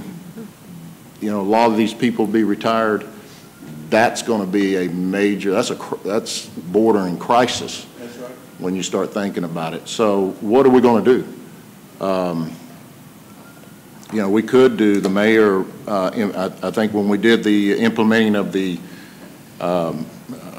recruitment, retention, you could focus a little more on that retention maybe. You know, it may not solve compression, but you can address it a little bit maybe with the pay reform retention aspect, where we dealt with the 3, 5, 7, 10 years. Right, we can increase that. Keeping those, you could increase that. It would deal a little bit with compression, not totally, but it would, and it would maybe help on retaining more of our middle leadership. Those are things that this council can do. I mean, there's some resources, but if you start spreading, my point is you start spreading it out, and there's going to be a lot of requests coming in this budget cycle, then you're not going to be able to do that. I mean, I would be in favor of that because I think it's really it's bordering a crisis. We got to address that, and certainly capital replacement. That's all. You guys hear about me talking about that all the time. So I think that's a really important thing. That could be done. It's not $15 million, Mayor. Is that what if you solve the whole thing? If you solve the whole thing at once, but you could step it out. You solve the whole thing, but could you make an effort in that area and to work on some of your priorities that would be priorities? You know, like I said, parity is a blessing in some places because everybody benefits, or it's a curse. Well, you don't have what you need, and then you're having to struggle to find it. So you got to balance that. And that's something I hope that we discuss here during this budget cycle. Yeah. Thank you, Mayor. Well, thank you. I got to say, if there was one thing that we needed to do to increase our first responder pay for the police department, it would be we cannot adopt parity, as difficult and emotional as that is. There are over 1,200 post-certified or otherwise similarly certified public safety individuals that if you believed in parity, if you adopted parity, which is a wonderful concept, we would have had to give this 25% increase we've done over time with the police department to 1,200 people. It could not have been done. It's hard enough to do it with 408, 410, 480 folks. It's impossible to do it if you adopt full parity. And so I hope in the years going forward, when I won't be here, but I'll be cheering you all on, that we continue to increase pay for those hardworking public safety folks who put their life on the line too, the folks, deputies in our jails dealing with violent criminals, who put their life on the line every day they show up, our firefighters who run into burning homes to pull people out. I mean, we've got to find a way to address this, but if CPD and 911 is going to be the priority, then you can't do absolute parity. You can't do it. You're going to have to come up with some other type of measurement, and that's really the struggle. Mr. Hickey, there's no way we could have raised the police department pay as we did if we had been having absolute parity, and so it was suspended for good or bad during this administration, and but it had to be done to do what we did for the police department. So I know we're going to talk about that. We're going to have that discussion actually here in just a little bit. We've got a public safety department coming up. But that is one of the biggest threats that we had to addressing compression. And I think Councilor Davis is absolutely right. With the structure we have with pay reform that we did with the police department, you all as counselors have the option going forward to increase that. Yeah, you can go up from, it's like $1,000, $1,300, $1,500. We'll take it to $1,300, $1,500, $2,000. Then you'll start really moving some folks along with pay compression and having a meaningful difference. And Councilor Davis. And the mayor's right. But what we haven't said either, what we're talking about was done within budget. It was done within budget. It was done within CPD budget because there was no more revenue to deal with. How did we do that? We took 16 positions out of the 100. We said we weren't going to do that, but that was the crisis that we've been talking about. We had to do something to recruit and retention. We had to do something. Is it enough is the question. That's what we're talking about. Is it enough? We might have to take some more of those positions. Might have to utilize some more of that money. I mean, I don't know where that stopping line is, but if the citizens are requesting, demanding it, that needs to be a conversation out in the community too, because we, face it, are you really going to hire 100 officers? Are we going to pick up 50? Well, if you're not, then we need maybe to work on some of the areas of retention and that mid-level leadership that is, I don't have to tell anybody that. I mean, that's your future. And if it's not there, you kind of lose chief, you lose the department. I mean, it won't be at the standards it is today, probably most likely, and it's going to be threatened. I would think it would be threatened. So these are things that need to be dealt with as time goes by. Thank you, Mayor. Thank you. All right, thanks for the great discussion. We have got to move on. We probably are going to be here all day. I don't know, Chief, there's some burning comment, but we really need to move on. There is a burning comment, and it's not going to be politically correct, I don't think, especially with the financial folks. But I have monies left in my budget every year through salary savings. I have a couple $1 million left in there just about every year in salary savings. I can take that money and be very frugal with it and even come back to council if you want me to and spend that on capital. I could build up the capital, I could build up the assets and the resources, but I think at some point in time the council voted not to do that. Yeah. So it's going to be your decision. Yeah, well, we're going to get to that, Chief. I hear you. It was always been the policy of council not to do it. We allowed it a couple of years because we were having such a bad time with revenue. And that's certainly, you're absolutely right, council's prerogative, and I know you're going to be in there pitching for that big time, and council's going to have a tough decision to make. I will say if you do that, we will not be at 63 days because some of that money is counting on that 63 days. So that's just, those are the tough decisions folks make. Can we move on? I just want to know. Okay, well, hold on, we got Pops. And then Mr. Hickey, we got to go. Say Happy Mother's Day. Hey, thank you so much. All right, Councilor Barnes. I want you to know, remember I told you about the community being cognizant of what's going on? Yeah. That came up. Yeah. And the majority of the people there, because Skip did a good job explaining the budget aspect. He did a very good job.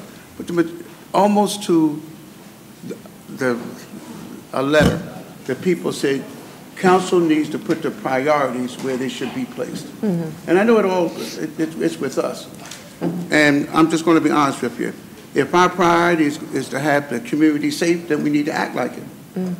That's just my position. And so, to answer your question, I know I hadn't spoken to you, but that came up last night. So the people, I'm telling you what made me feel really good is that our citizenry are very much aware of how this government works. And they are also aware of the constraints that we have. And Skip did an excellent job in discussing that. But almost to a person, they said, you know, we need to place our priorities. And if it's a priority for the citizens to feel safe, then we need to act like it. That was the consensus. All right.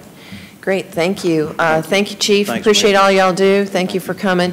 That was a great discussion. We're moving on. We've got another citizen for public agenda. We've got Ms. Audrey Palmore, who would like to talk about requesting a meeting.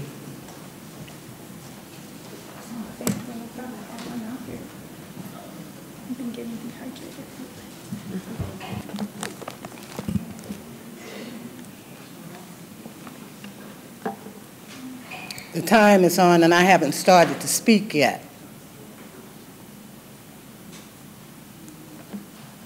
The time is on and I haven't started to speak yet. It still hasn't taken to 5 minutes. Oh, okay. Well, don't talk. Let me redo it. Hold on a second. Oh, before you do that, I want to talk about what Pop Barnes said in regards to a regular citizen. Oh, okay. You put me on public agenda. Okay, can I talk with you about that later, Mr. Barnes? I'm talking to Mr. Barnes. I wanted to know, can I talk with you about that later when I'm not on time? Hello, citizens. Oh, let me start with my prepared statement. Greetings, selected city officials, elected city officials, and citizens of Columbus, Georgia. I am appearing on this day, what time is it now? Is it afternoon yet? It's still morning? Okay, good. I'm appearing this morning to reiterate my request to meet with the Public Safety Director, Teresa Tomlinson. I can, and I will keep coming, seeking what I believe is the right thing to do. I do not go to her office because I have several times since December 2017 let the public know that I want to meet with her concerning, when I get her attention, I'll talk. No, I'm going to wait for your attention. Thank you. Because this is directed directly to the Public Safety Director that you hold position. This is the case in the report number that I want to meet in the same room with the Public Safety Director, Teresa Tomlinson, and the composer of the case report number that was filed by a Columbus police officer. You notice since December, I haven't said the police officer's name. But this is the month, 2 years ago, 2016, that I became familiar with the particular police officer that wrote this case report number. I've only seen him 2 times since then. When he came to answer my call for help, and when I asked him to provide for me the police report. Since each and every time that I have tried to speak about meeting with the Public Safety Director, Teresa Tomlinson, each and every time I have spoken to the council, to this community, about my need to speak to Teresa Tomlinson about this case report, she provides mental clutter. She provides mental clutter at the end of what I have to say about, I want to meet with you. She comes up with, oh, this must be something related to the church.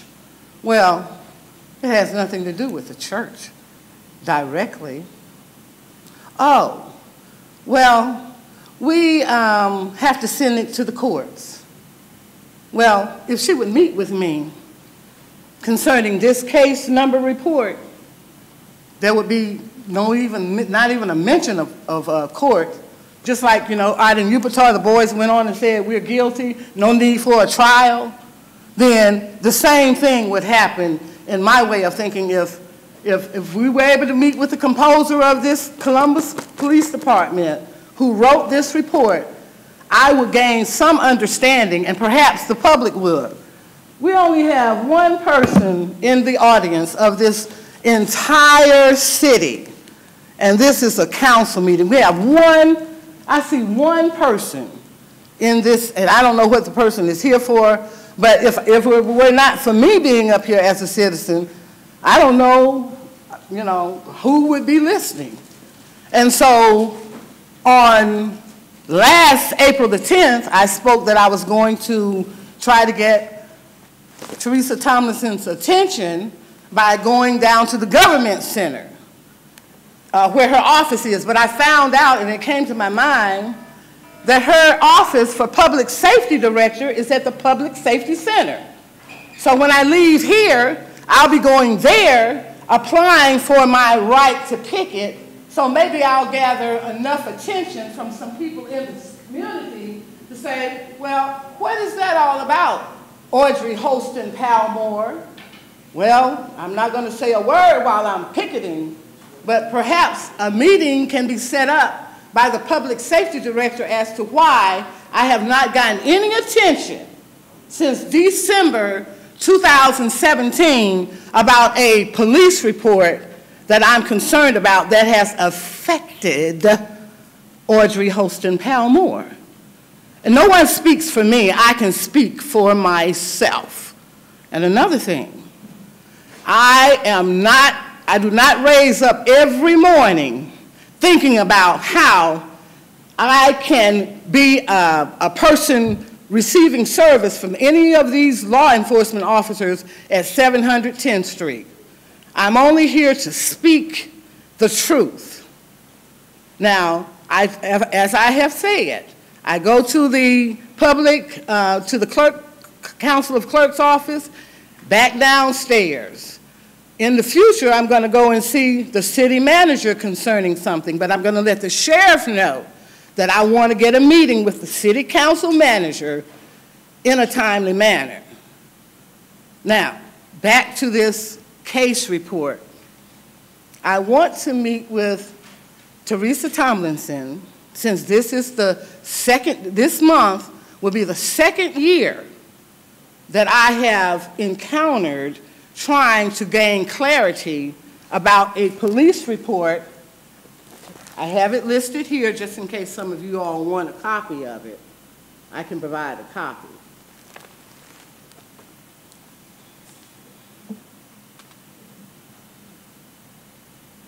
One thing I want to say is that I thought the public safety director would be concerned about a citizen such as myself coming and saying to her that I would like a meeting.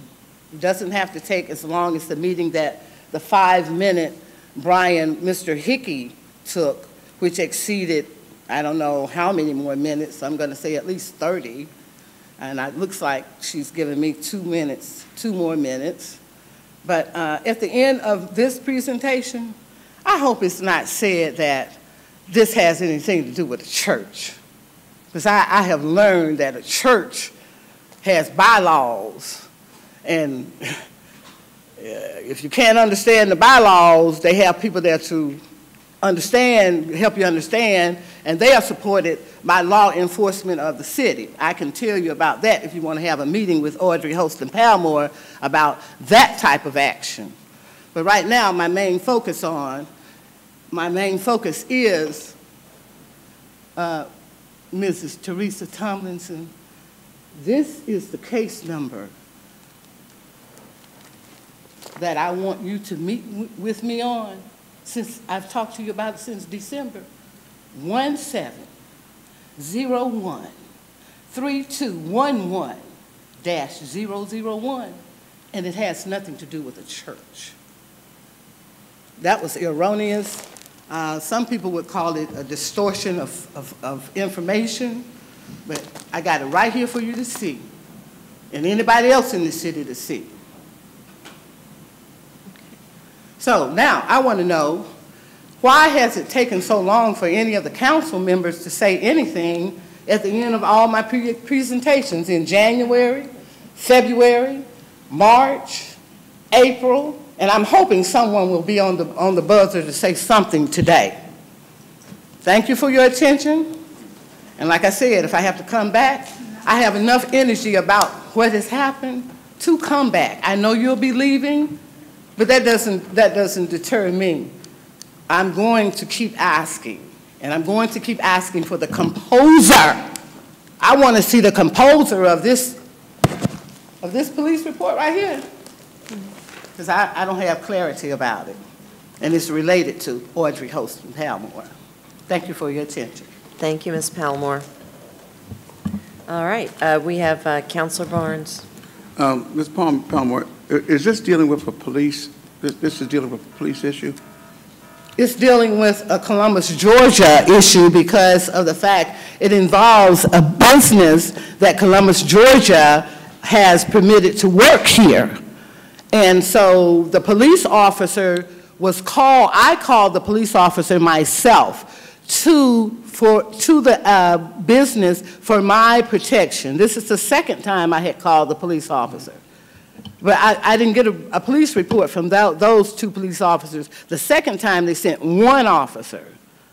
And the one officer that came, I don't understand the type of police reporting that he did. I see. And you're upset about that? I'm not upset. I'm not upset. I'm very concerned. I don't get upset with, people in their systems. But you're concerned? Yes, I'm very concerned. Okay. What we have is, and I guess it'd be going through the chain of command. Yes, sir. What we have is a Public Safety Advisory Commission. Yeah, she's been there. Have you been there? No, I haven't been there. Now, that's a distortion right there.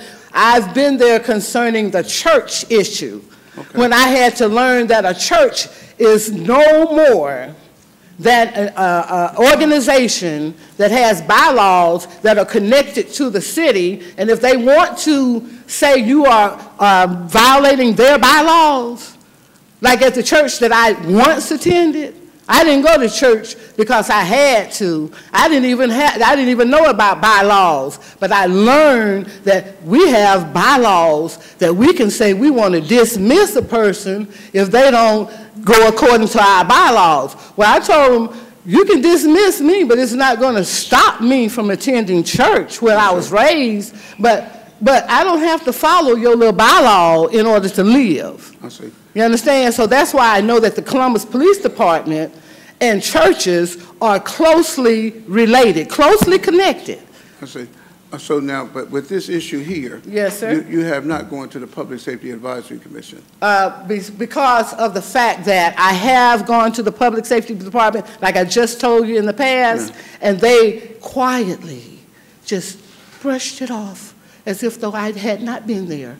And so I realized what was going on at that time. Okay, well, we're talking about a church issue, and she's coming to us about a church issue, but we don't have anything to tell her but that the church is closely related to the Columbus Police Department, because if the church decides that they want to arrest me, like they did 3 times, since they wanted to arrest me 3 times, they called the Columbus Police Department, and the charges were expunged. Why? Because there was no evidence of me doing anything criminal. Let's understand this.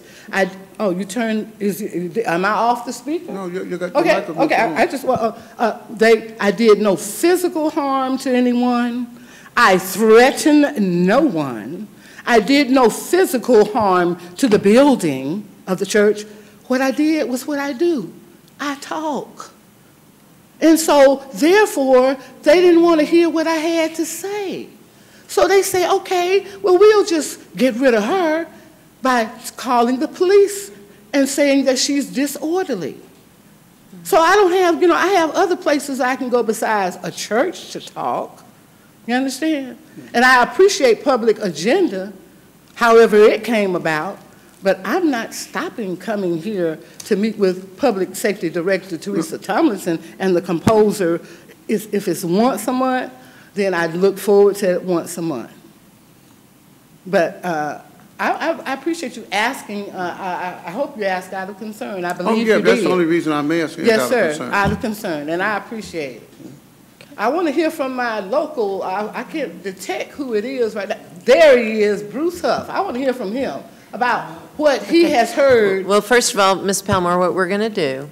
What you going to do? Oh, you're going to tell him what to do, because I'm waiting for whatever he has. No, ma'am. First of all, you need to calm down. Oh, I'm calm. I'm very calm. You need to calm down, or we're going to have you removed, and I'm going to call on the counselors as they seek. Removed? Did you say, ma'am, Did you say have me removed? Is that what you said? Yes, ma'am. When? I'm going to ask you to calm down. I'm going to recognize the counselors. Oh, then we're going to allow them to speak.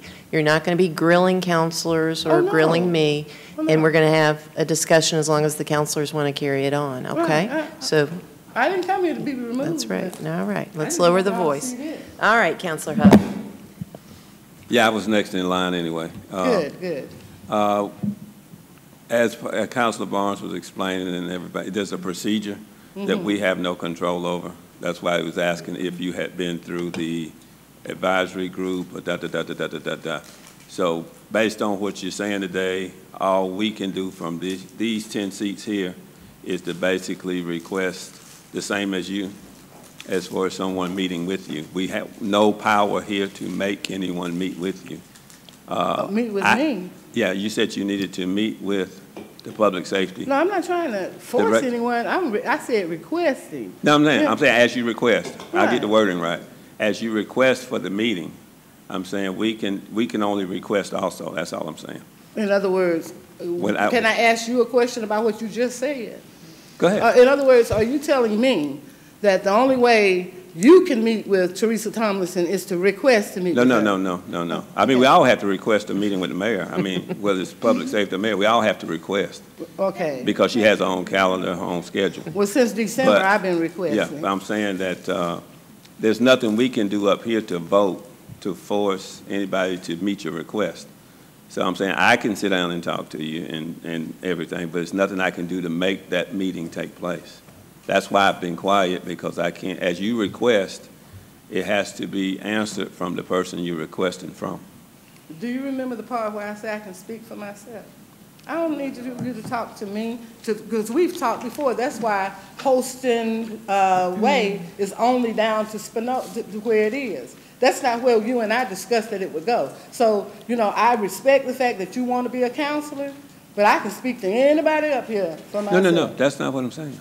Well, that's what I get. That's what I hear. No. I hear you say that. I'm saying as you speak to the 10 of us up here, we can't address anyone else's calendar. That's all I'm saying. Oh, that's why I say, you know, I'm only concerned about her calendar. Okay. You understand what I'm saying? And that's why I'm here I don't go to her office, because see, that's down there at the government center, and I've been approached by people saying, do you want me to get the sheriff? I said, get the sheriff. Get the sheriff for who? And they say, for you. I said, did I aggress you? Did I physically aggress you? Have I did any damage to this building? You know? Has anyone been able to say that Audrey Holston Palmore came and did anything to them? So me being aggressive and saying, do you want me to get the sheriff, means that you have the authority because this is your house. You know, when you come to my house, I'm the authority. And Walter, we the authority there. But see, when you're at the government center, I realize I've been told about the sheriff by Teresa Tomlinson and Isaiah Hughley. Those are the only two people who have asked me, do you want me to get the sheriff? And like I told him, I didn't come here to see the sheriff. I came here to make an appointment to see you.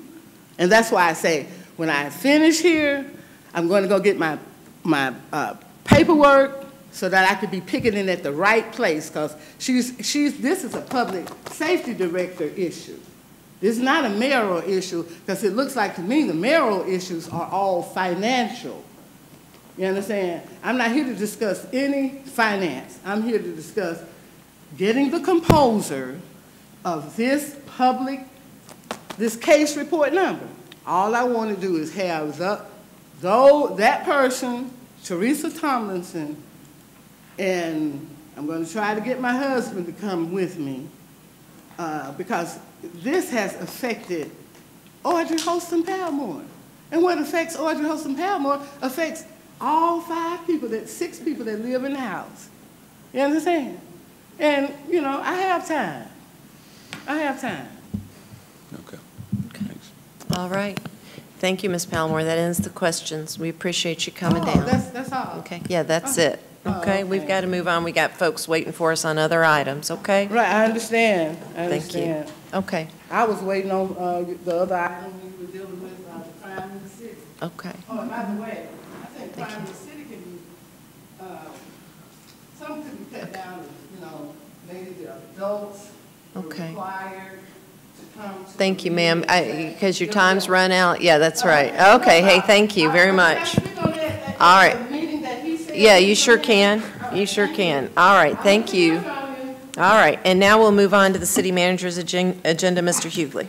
Thank you, Madam Mayor, and good afternoon. I thought when I would get to my agenda today, it would be good morning, because we intentionally prepared what we thought would be a short agenda because of the budget discussion review session that would take place immediately following council meeting. And so when I heard the comment that there's only one person in the audience, I want you to know that we especially prepared a light agenda that we could get through the agenda today, that we can get on to the budget discussion. So I take it that that's why not so many people are in the audience, but I'm really pleased that we are very transparent and that we televise our council meetings live, and we rebroadcast them 3 times a day until the next meeting will come up. And we're transparent in that we televise our budget review sessions, and we rebroadcast all of the budget review sessions so that the citizens will have the benefit of being informed. Not only that, we live stream our council meetings, and we live stream our budget sessions, and we post all online that a person can go online on our website at any time, columbusga.org, and they can click and view online at any time. So we are very transparent, and I thought I just needed to say that for any new citizens or for those watching and they're not clear on how transparent we are. But first on my agenda, I've got Spring Fling Carnival multi-year contract, and this is something we've been doing for years, and 20% of gross receipts go to the Civic Center, and so we're asking your approval to enter. We've got a motion for approval. Is there a second? There's no discussion. If you all would, the item is queued for your vote, and it passes.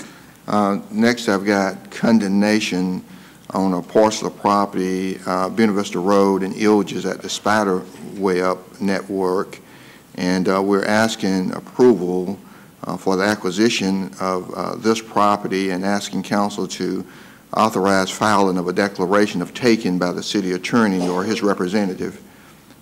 Was there a motion? Okay, I've got a motion. Is there a second? Okay, we've got Councilor Thomas with discussion. Sure. Mr. City Manager, would you elaborate on that Sure. a little bit? Well, and we're asking council to authorize the filing of a declaration of taking by the city attorney or his representative for acquisition of land under the authority of the official code of Georgia. We have come to you many times in the past when we have something that is holding up moving forward with a road project that is important to the citizens of this community, and we have requested condemnation.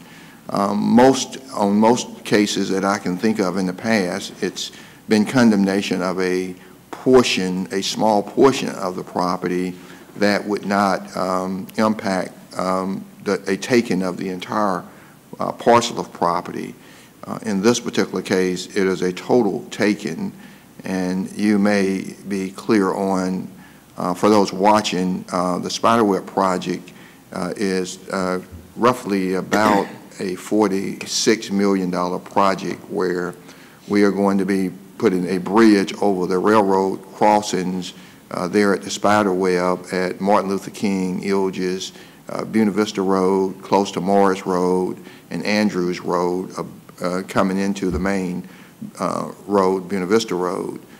Citizens have been challenged for all of my life in Columbus with trains constantly coming across those tracks at any and all times of the day, to include when they're trying to go to church on Sunday. And so this is a T-SPLOST project, and we're going to put a bridge over that those railroad crossings, and the gas station or convenience store right there near, and that project right there at Ilges Road would be the property that we are talking about. And I'll tell you, the property next to it, and then the apartments going around the curve up towards Carver, we've acquired those property as well as we move forward with this project. And in fact, you know, one property owner, I think, Council Barnes, you called me when we weren't going to purchase that property, and they wanted us to purchase the property, and we've worked out the situation with that property that we're able to purchase it.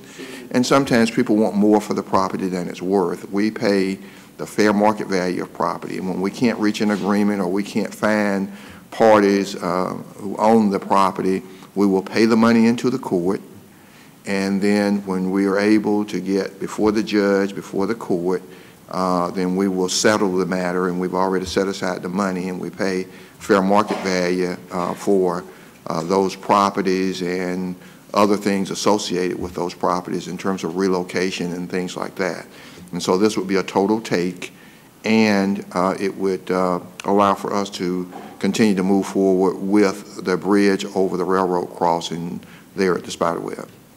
And so we're asking your approval today. I know that sometimes the terminology that you use is the legalese, if you will, and you've been saying we're going to take this property, but we are actually going to compensate the owner at the fair market value. Absolutely. Correct. As I said, we pay the money into the court at fair market value. We pay for relocation and some other things that would be explained later to the property owner, but they are fairly compensated for their property and the inconvenience that they would go through to relocate and find another property and construction and so forth. And so the legalese would be take, but it's fairly compensate based on fair market value. Thank you. All right. And we're asking approval today. Okay, we've got Mr. Fay.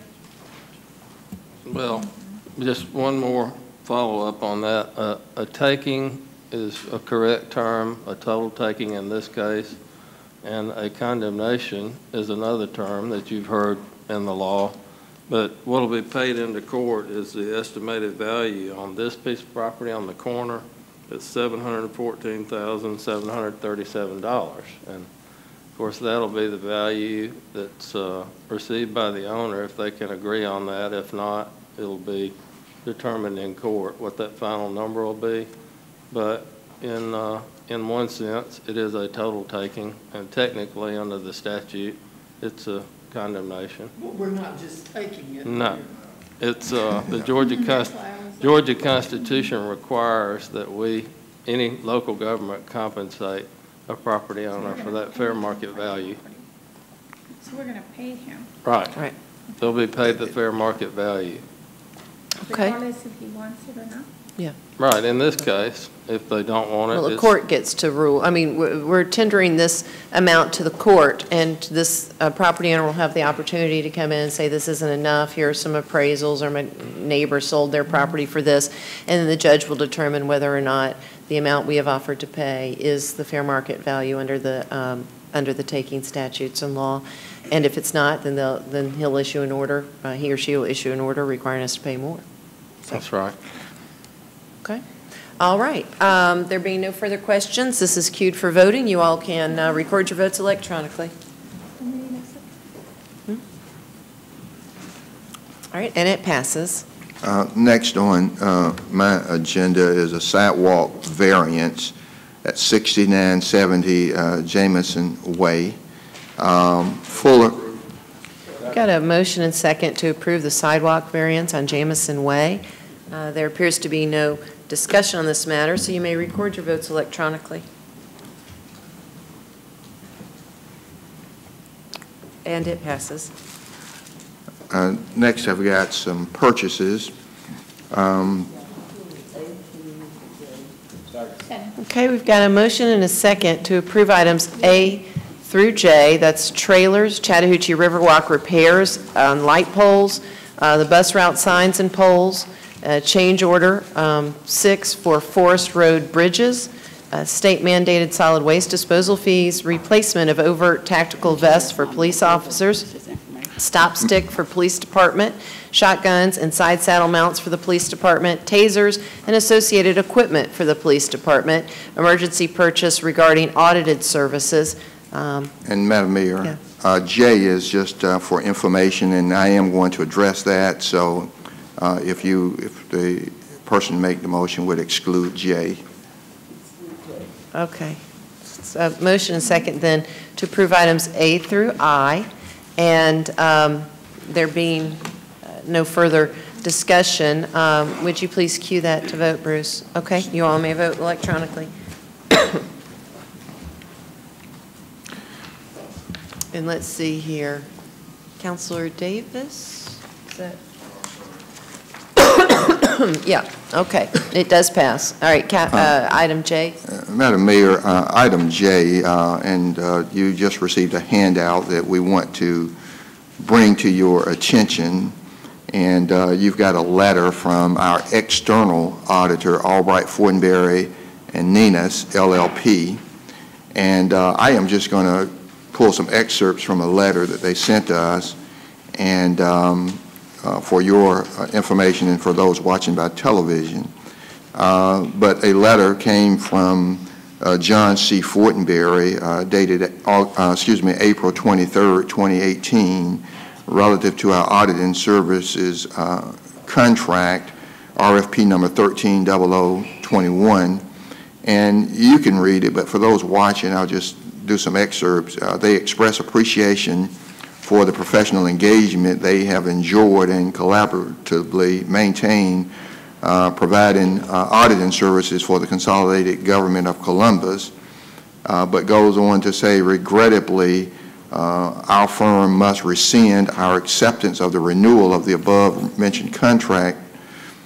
This decision is made as a result of our firm recently experiencing multiple unforeseeable events that we humbly recognize would directly affect our ability to provide the expected level of service needed and customarily given by our firm. It goes on to say these events have been trialsome and include losing a dear partner in death. Another partner simultaneously has received a significant cancer diagnosis involving preparing for stem cell transplant, surgeries, and months of extensive treatment. Plus, we have had 2 staff accountants resign. These individuals were part of the team working on the consolidated government's audit engagement. Upon careful consideration at this time, we must provide you with our notification to rescind. And that is from Albright Fortenberry. And then you have a letter from our finance director, Angelica Alexander, and I'll just share excerpts from it. In the 3rd paragraph, we reached out to the 2nd highest ranked vendor from RFP number 130021, which was Malden and Jenkins, to see if they were still interested in providing auditing services to the city. We intend to include the procurement of auditing services from Malden and Jenkins on the May 22nd, 2018 purchase agenda. We would like to express many thanks and our sincerest appreciation to Albright Fortenberry and Nina's LLP for their assistance and guidance over the years. They have been great to work with, and we wish them continued success in all of their endeavors. And let me just say that John Fortenberry scheduled a meeting with the mayor, and the mayor asked appropriate staff to come, city manager, finance director, and the deputy city manager, finance, planning, and development, and he shared this information with us. And so you've heard what I read in the letter, and we had a good discussion, and thank them for their work over the years, and they did support and highly recommend going to the next vendor in that RFP process, and that was Malden and Jenkins, and they are out of Macon, Georgia. As you know, our process starts as we close out the end of our fiscal year right now, and typically they would send auditors in to start gathering information so that they can do our external audit and try and conclude it around the November time frame. We simply do not have enough time to go through our RFP process to go out and start all over again, and it's customary that we would go to the next vendor when one either does not perform, and that's not the case with Albright Fortenberry. We've been very pleased with the services we've received from them, or when circumstances come up that they can no longer move forward with the contract or agreement, and that is the case in this case. And we don't have time for an RFP, so we will be bringing it back to you for your vote and approval on May 22nd. And again, they do come highly recommended by our current external auditor. With that, I've probably taken up everything our finance director was going to say, but if you've got something else to add, I would ask that you do it at this time. No vote today. We wanted you to make you aware of it today, and you would have time to ask any questions and think about whatever, and we'll come back to you at the next meeting, May 22nd, and we will then ask for your approval. Anything else? Well, no. As you stated, you pretty much said everything that I would cover. I just wanted to also make mention, though, attached to the packet is just some biographical information with Malden and Jenkins. The partner in charge, Mr. Miller Edwards, will be here May 22nd. So if there's any questions that you have concerning the information in the packet, he can address it at that time. Okay. And we have Councilor Thomas. How long is will the agreement be with Malden and Jenkins? Well, the original contract was a 5-year contract with 5 one-year renewables. Albright, Fortenberry, and Nines were able to complete the first 5 years of the contract. So at this point, we were in the 1-year renewables. So that's the contract that we're going forward with Malden and Jenkins. So we would renew the contract every year. It would be a mutual agreement between the city and Malden and Jenkins every year to renew for the next 5 years. Thank you. Yes, sir. All right, we have a motion and second. We're not going to vote on that today. Oh, okay. I thought it's item J. No, information only. And we're going to bring it back on May 22nd for a vote, and Malden and Jenkins will be here at that time. Okay. All right. Okay. And so the final thing on my agenda, Madam Mayor, is one update, and it's a Brownfield grant update from our Community Reinvestment Director, Laura Johnson. Okay. Ms. Johnson. Good afternoon. I guess it's afternoon. Wanted to just give you a quick update on our Brownfield grant that we received last year from the Environmental Protection Agency. And the presentation I'm about to give is the same presentation that we gave at our public meeting that we held last Thursday. So first, just to mention that the Columbus Consolidated Government, we were awarded a $300,000 grant for brownfield assessments last year. And what that grant will do, we're estimating to conduct approximately 14 environmental phase 1 Phase 1s and about 8 environmental Phase 2s, and then also prepared cleanup plans on contaminated properties. So this map shows the boundaries of what we were approved or where we were approved to utilize this grant. It doesn't necessarily mean that we can't sometimes go outside of this area, but we do have to have specific approval from EPA to do so. So it extends from the boundaries from about 16th Street up to about 45th Street, and it extends from the river over to about Veterans and River Road. And as you can see, some of the potential areas where there are brownfields, North Highlands, Bibb Village, and City Village are all located within that area. So just list me, I'm the grant manager for this grant. So what we've done so far is we went through the RFP process and we selected Terracon as our environmental consultant. Terracon is working with a group called Hester Group, and what the Hester Group will do is going to assist us with our community outreach on this grant, and Terracon will be the one performing the environmental site assessments. So it was, the grant was geared towards economic redevelopment in that target area. We were awarded $300,000. $200,000 were for hazardous substances, which consist of areas such as dry cleaners, abandoned dry cleaners and stuff like that. Petroleum substances, $100,000, which is leaned towards abandoned gas stations. And so we'll use the environmental assessments. It'll be to conduct assessments on these types of brownfield properties. So some of the tasks that we'll be doing for the grant is community outreach. We'll be doing a site inventory, Phase 1 environmental site assessments, Phase 2 environmental site assessments, and cleanup reuse planning. The reports that will be done by Terracon will be provided to the city, EPA, and whoever the property owner is that we conduct these assessments on. So just to kind of give you a little brief definition, this is an actual definition of what a brownfield is. It's real property, the expansion, redevelopment, or reuse of which may be complicated by the presence or a potential presence of a hazardous substance, pollutant, or contaminant. So brownfields are real properties with an environmental twist that complicates but does not prevent redevelopment of a property. Most often, the property is not even contaminated. Brownfields are properties caught between clean and dirty. They're clean enough not to be public hazards, but they're perceived to be dirty for bankers and investors to feel comfortable with that property. Typically, contaminants and potential risks would never be addressed on these sites by regulatory agencies if the property were not redeveloped. So some brownfield examples would be abandoned dry cleaners, former gas stations, landfills, junkyards, and even vacant properties, because we might not know what was actually on that property in the past.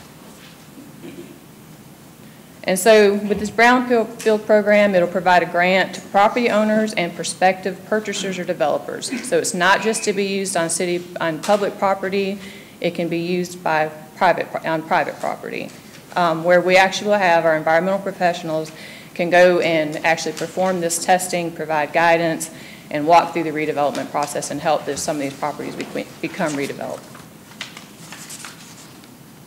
And that's the end of the presentation. Just wanted to make note that we do currently have about 3 separate properties that are currently under getting Phase 1s completed. Some of them are along 2nd Avenue. And then we also just held our first public meeting last Thursday at Comer.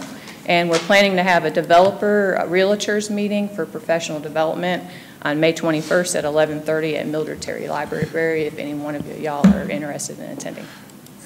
And Madam Mayor, we brought this update. I think one of the council members saw that these public information hearings or meetings have been announced and wanted to know a little bit more about it. So I told him we would just give a brief update at this meeting. Sure. Okay. And if there are no questions, that concludes the city manager's agenda. We've got Councilor Thomas. Ms. Johnson, are there other brownfield areas in Columbus other than that North Highland area that you showed us? Yes, ma'am. There's brownfield that's all over Columbus. That we have a grant for? No, this grant covers that specific target area, because when we had to apply for the grant, we had to give them what our target area was. The reason we selected that target area is because EPA, when they award this funding, they want areas that we've got current developments on. But so since that area is a TAD, Second Avenue overlay, we got all kinds of things kind of going in on in that area currently. That's why we selected that area when we were actually applying.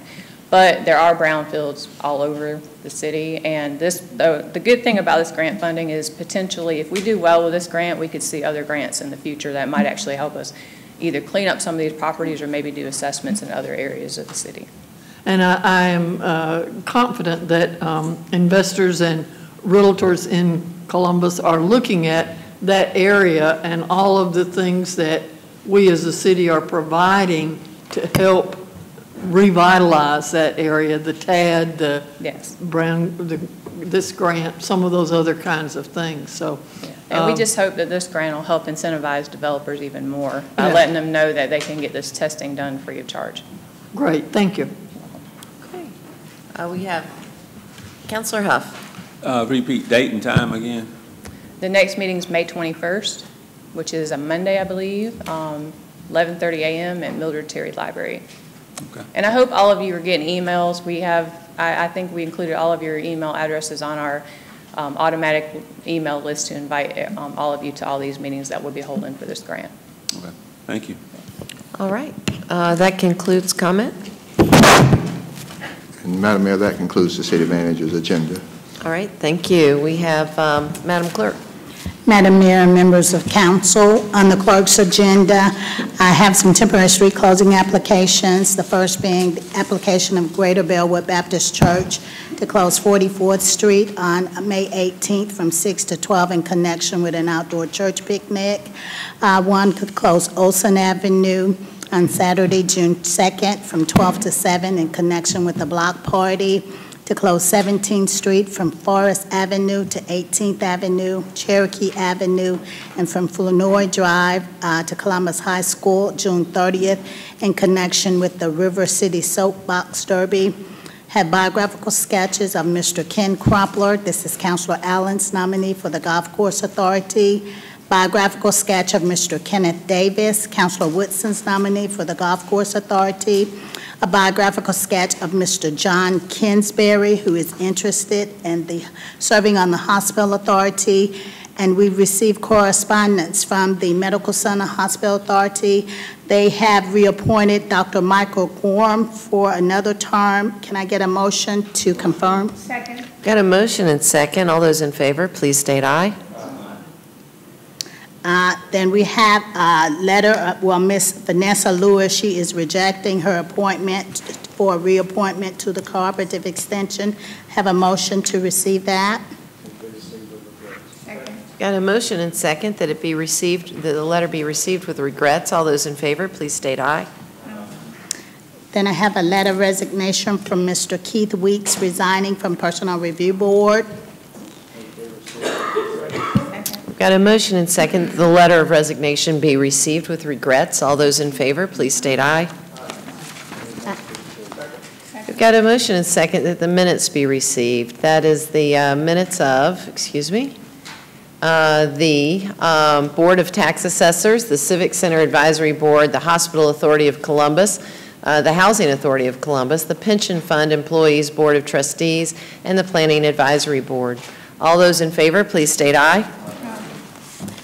On our board appointments, on the Animal Control Advisory Board, at our last meeting, Ms. Christy Nolette. We've got a motion and second for approval. All those in favor, please state aye. And then? Yes, we have Councilor Allen. Well done. Council may recall last meeting, we talked a little bit about the Animal Control Advisory Board, spoke with Deputy City Attorney Lucy Sheftal, and she's going to do some further research on the makeup of the membership and report back to council, and then we'll address the remaining spots to be filled at that time. All right, thank you. On the Board of Honor, Ms. Beth Harris has resigned. We'll need a replacement for this seat. Those individuals can be former elected officials. On our Building Authority, Yes. Does that include our legislative They're elected. I would think You would any think elected so. official. Did we answer that before, Mr. City Attorney? Do you recall? Or Ms. Washington? No, it's You just have former- to push your button, Clifton, yep. I thought it was, as long as it was an elected local person, But it didn't matter. I believe it was elected officers of the consolidated government. We'll have to check it, and that, they would be state, so. Well, I know it's school board. Yes, school board. Right, school board's fine. Would you check that, and if it's not, Mhm. let's see what we can do. Yeah, maybe expand. Yep, okay. And then on a building authority, we still need someone for Mr. Bill Jackson seat. Columbus Aquatics Commission, Mr. David Helmick, Mr. Bruce Samuels have been renominated for another term. They can be confirmed. Move confirmation. We've got a motion and second. Oh, I'm sorry. Somehow the clerk's mic has gone off. Tiny, could you press your button, please? I can get it. It's not, your button's not on. There we go. Hold on a second. All right, we have a motion and second for approval. All those in favor, please state aye. Mayor? Yes. Got a follow-up. We have the answer to Councilor Thomas's question. Okay. It says the board should be composed of 7 members selected by council who are former mayors, former councilors, or any former elected official whose district or jurisdiction included Columbus, Georgia, so it can be Okay. a state representative. Sounds like it could be even other people. But anyway, okay. As long as their jurisdiction included it. Could it be a judge? It could be a judge. Elected. Yeah. It could be a former According- elected judge. According Okay. to this, yes. Okay. All right. That gives us some more leeway. I'm sorry, Madam Clerk, please continue. Ms. Barbara Cummings has also been nominated. She can be confirmed for the aquatics. We've got a motion and second for confirmation. All those in favor, please state aye. On the Golf Course Authority, Mr. Kenneth Davis, Mr. Gerald Miley, Mr. Ken Crumpler, Mr. Mario Davis, Mr. Dayton Preston, and Dr. William Roundtree all have been nominated. They can be confirmed. Okay, we've got a motion and second. All those in favor, please state aye. Then on a Community Development Advisory Council, we still need someone for District 3. Ms. Kendall's not eligible to succeed herself, as well as Mr. Don Cook for District 6. Then we'll need someone for Mr. Gregory Smith for the District 10 seat. On the Comprehensive Plan Stakeholders Committee, we still need someone for Michael Govar. Can we get a motion for confirmation? Confirmation. We've got a motion and second for confirmation. All those in favor, please state aye. Aye. Then we'll need someone for that District 10 at large slot.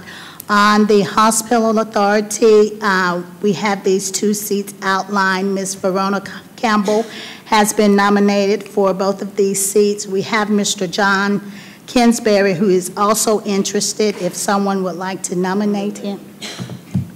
Okay, we don't. Okay. I also got an email from Mr. Ken Henson yesterday. He would like us to also go ahead and nominate Mr. James Webster. They want to go ahead and appoint someone. I understand he has resigned, but he's asking that we do go ahead and nominate him. Okay. So can I have a motion to go ahead and forward these over to the authority? Okay, we've got a motion and a second. All those in favor, please state aye. And then on a Keep Columbus Beautiful Commission, Councilor Barnes is nominating Ms. Vanessa Lewis to succeed Ms. Charlotte Irvin. We've got a motion and second for approval. All those in favor, please state aye. And then we still need someone for District 2. Also, Mr. John DeLeo, he's not interested in serving another term. Ms. Karen Henderson is not eligible. And Ms. Christine Consoletti, we're waiting to hear back from her. Ms. Wanda Jenkins is not eligible. Mr. Kenneth Lure and Ms. Katie Franklin has been renominated. They can be confirmed. Okay, we have a motion and a second. All those in favor, please state aye. And then we're waiting to hear back from Ms. Courtney Laughlin on the Liberty District Advisory Committee. We still need someone for District 2, 4, 5, and 7. And Ms. Kimberly Scott has been nominated for the District 10 at large. Can I get a motion for confirmation? Second. Got a motion and second. All those in favor, please state aye. And we've already confirmed Dr. Gorham on our pension board. Mayor, Mr. Roy Plummer, who represents the business community, is not eligible. This is your appointment. And also, we need someone for the tree board for Dr. Roger Brown and Ms. Cassie Renfro's seat. And that's all I have. All right, well, that does conclude our agenda for the business portion of our meeting. Stay tuned for a budget session, and we have a few counselors with parting remarks. Mr. Baker?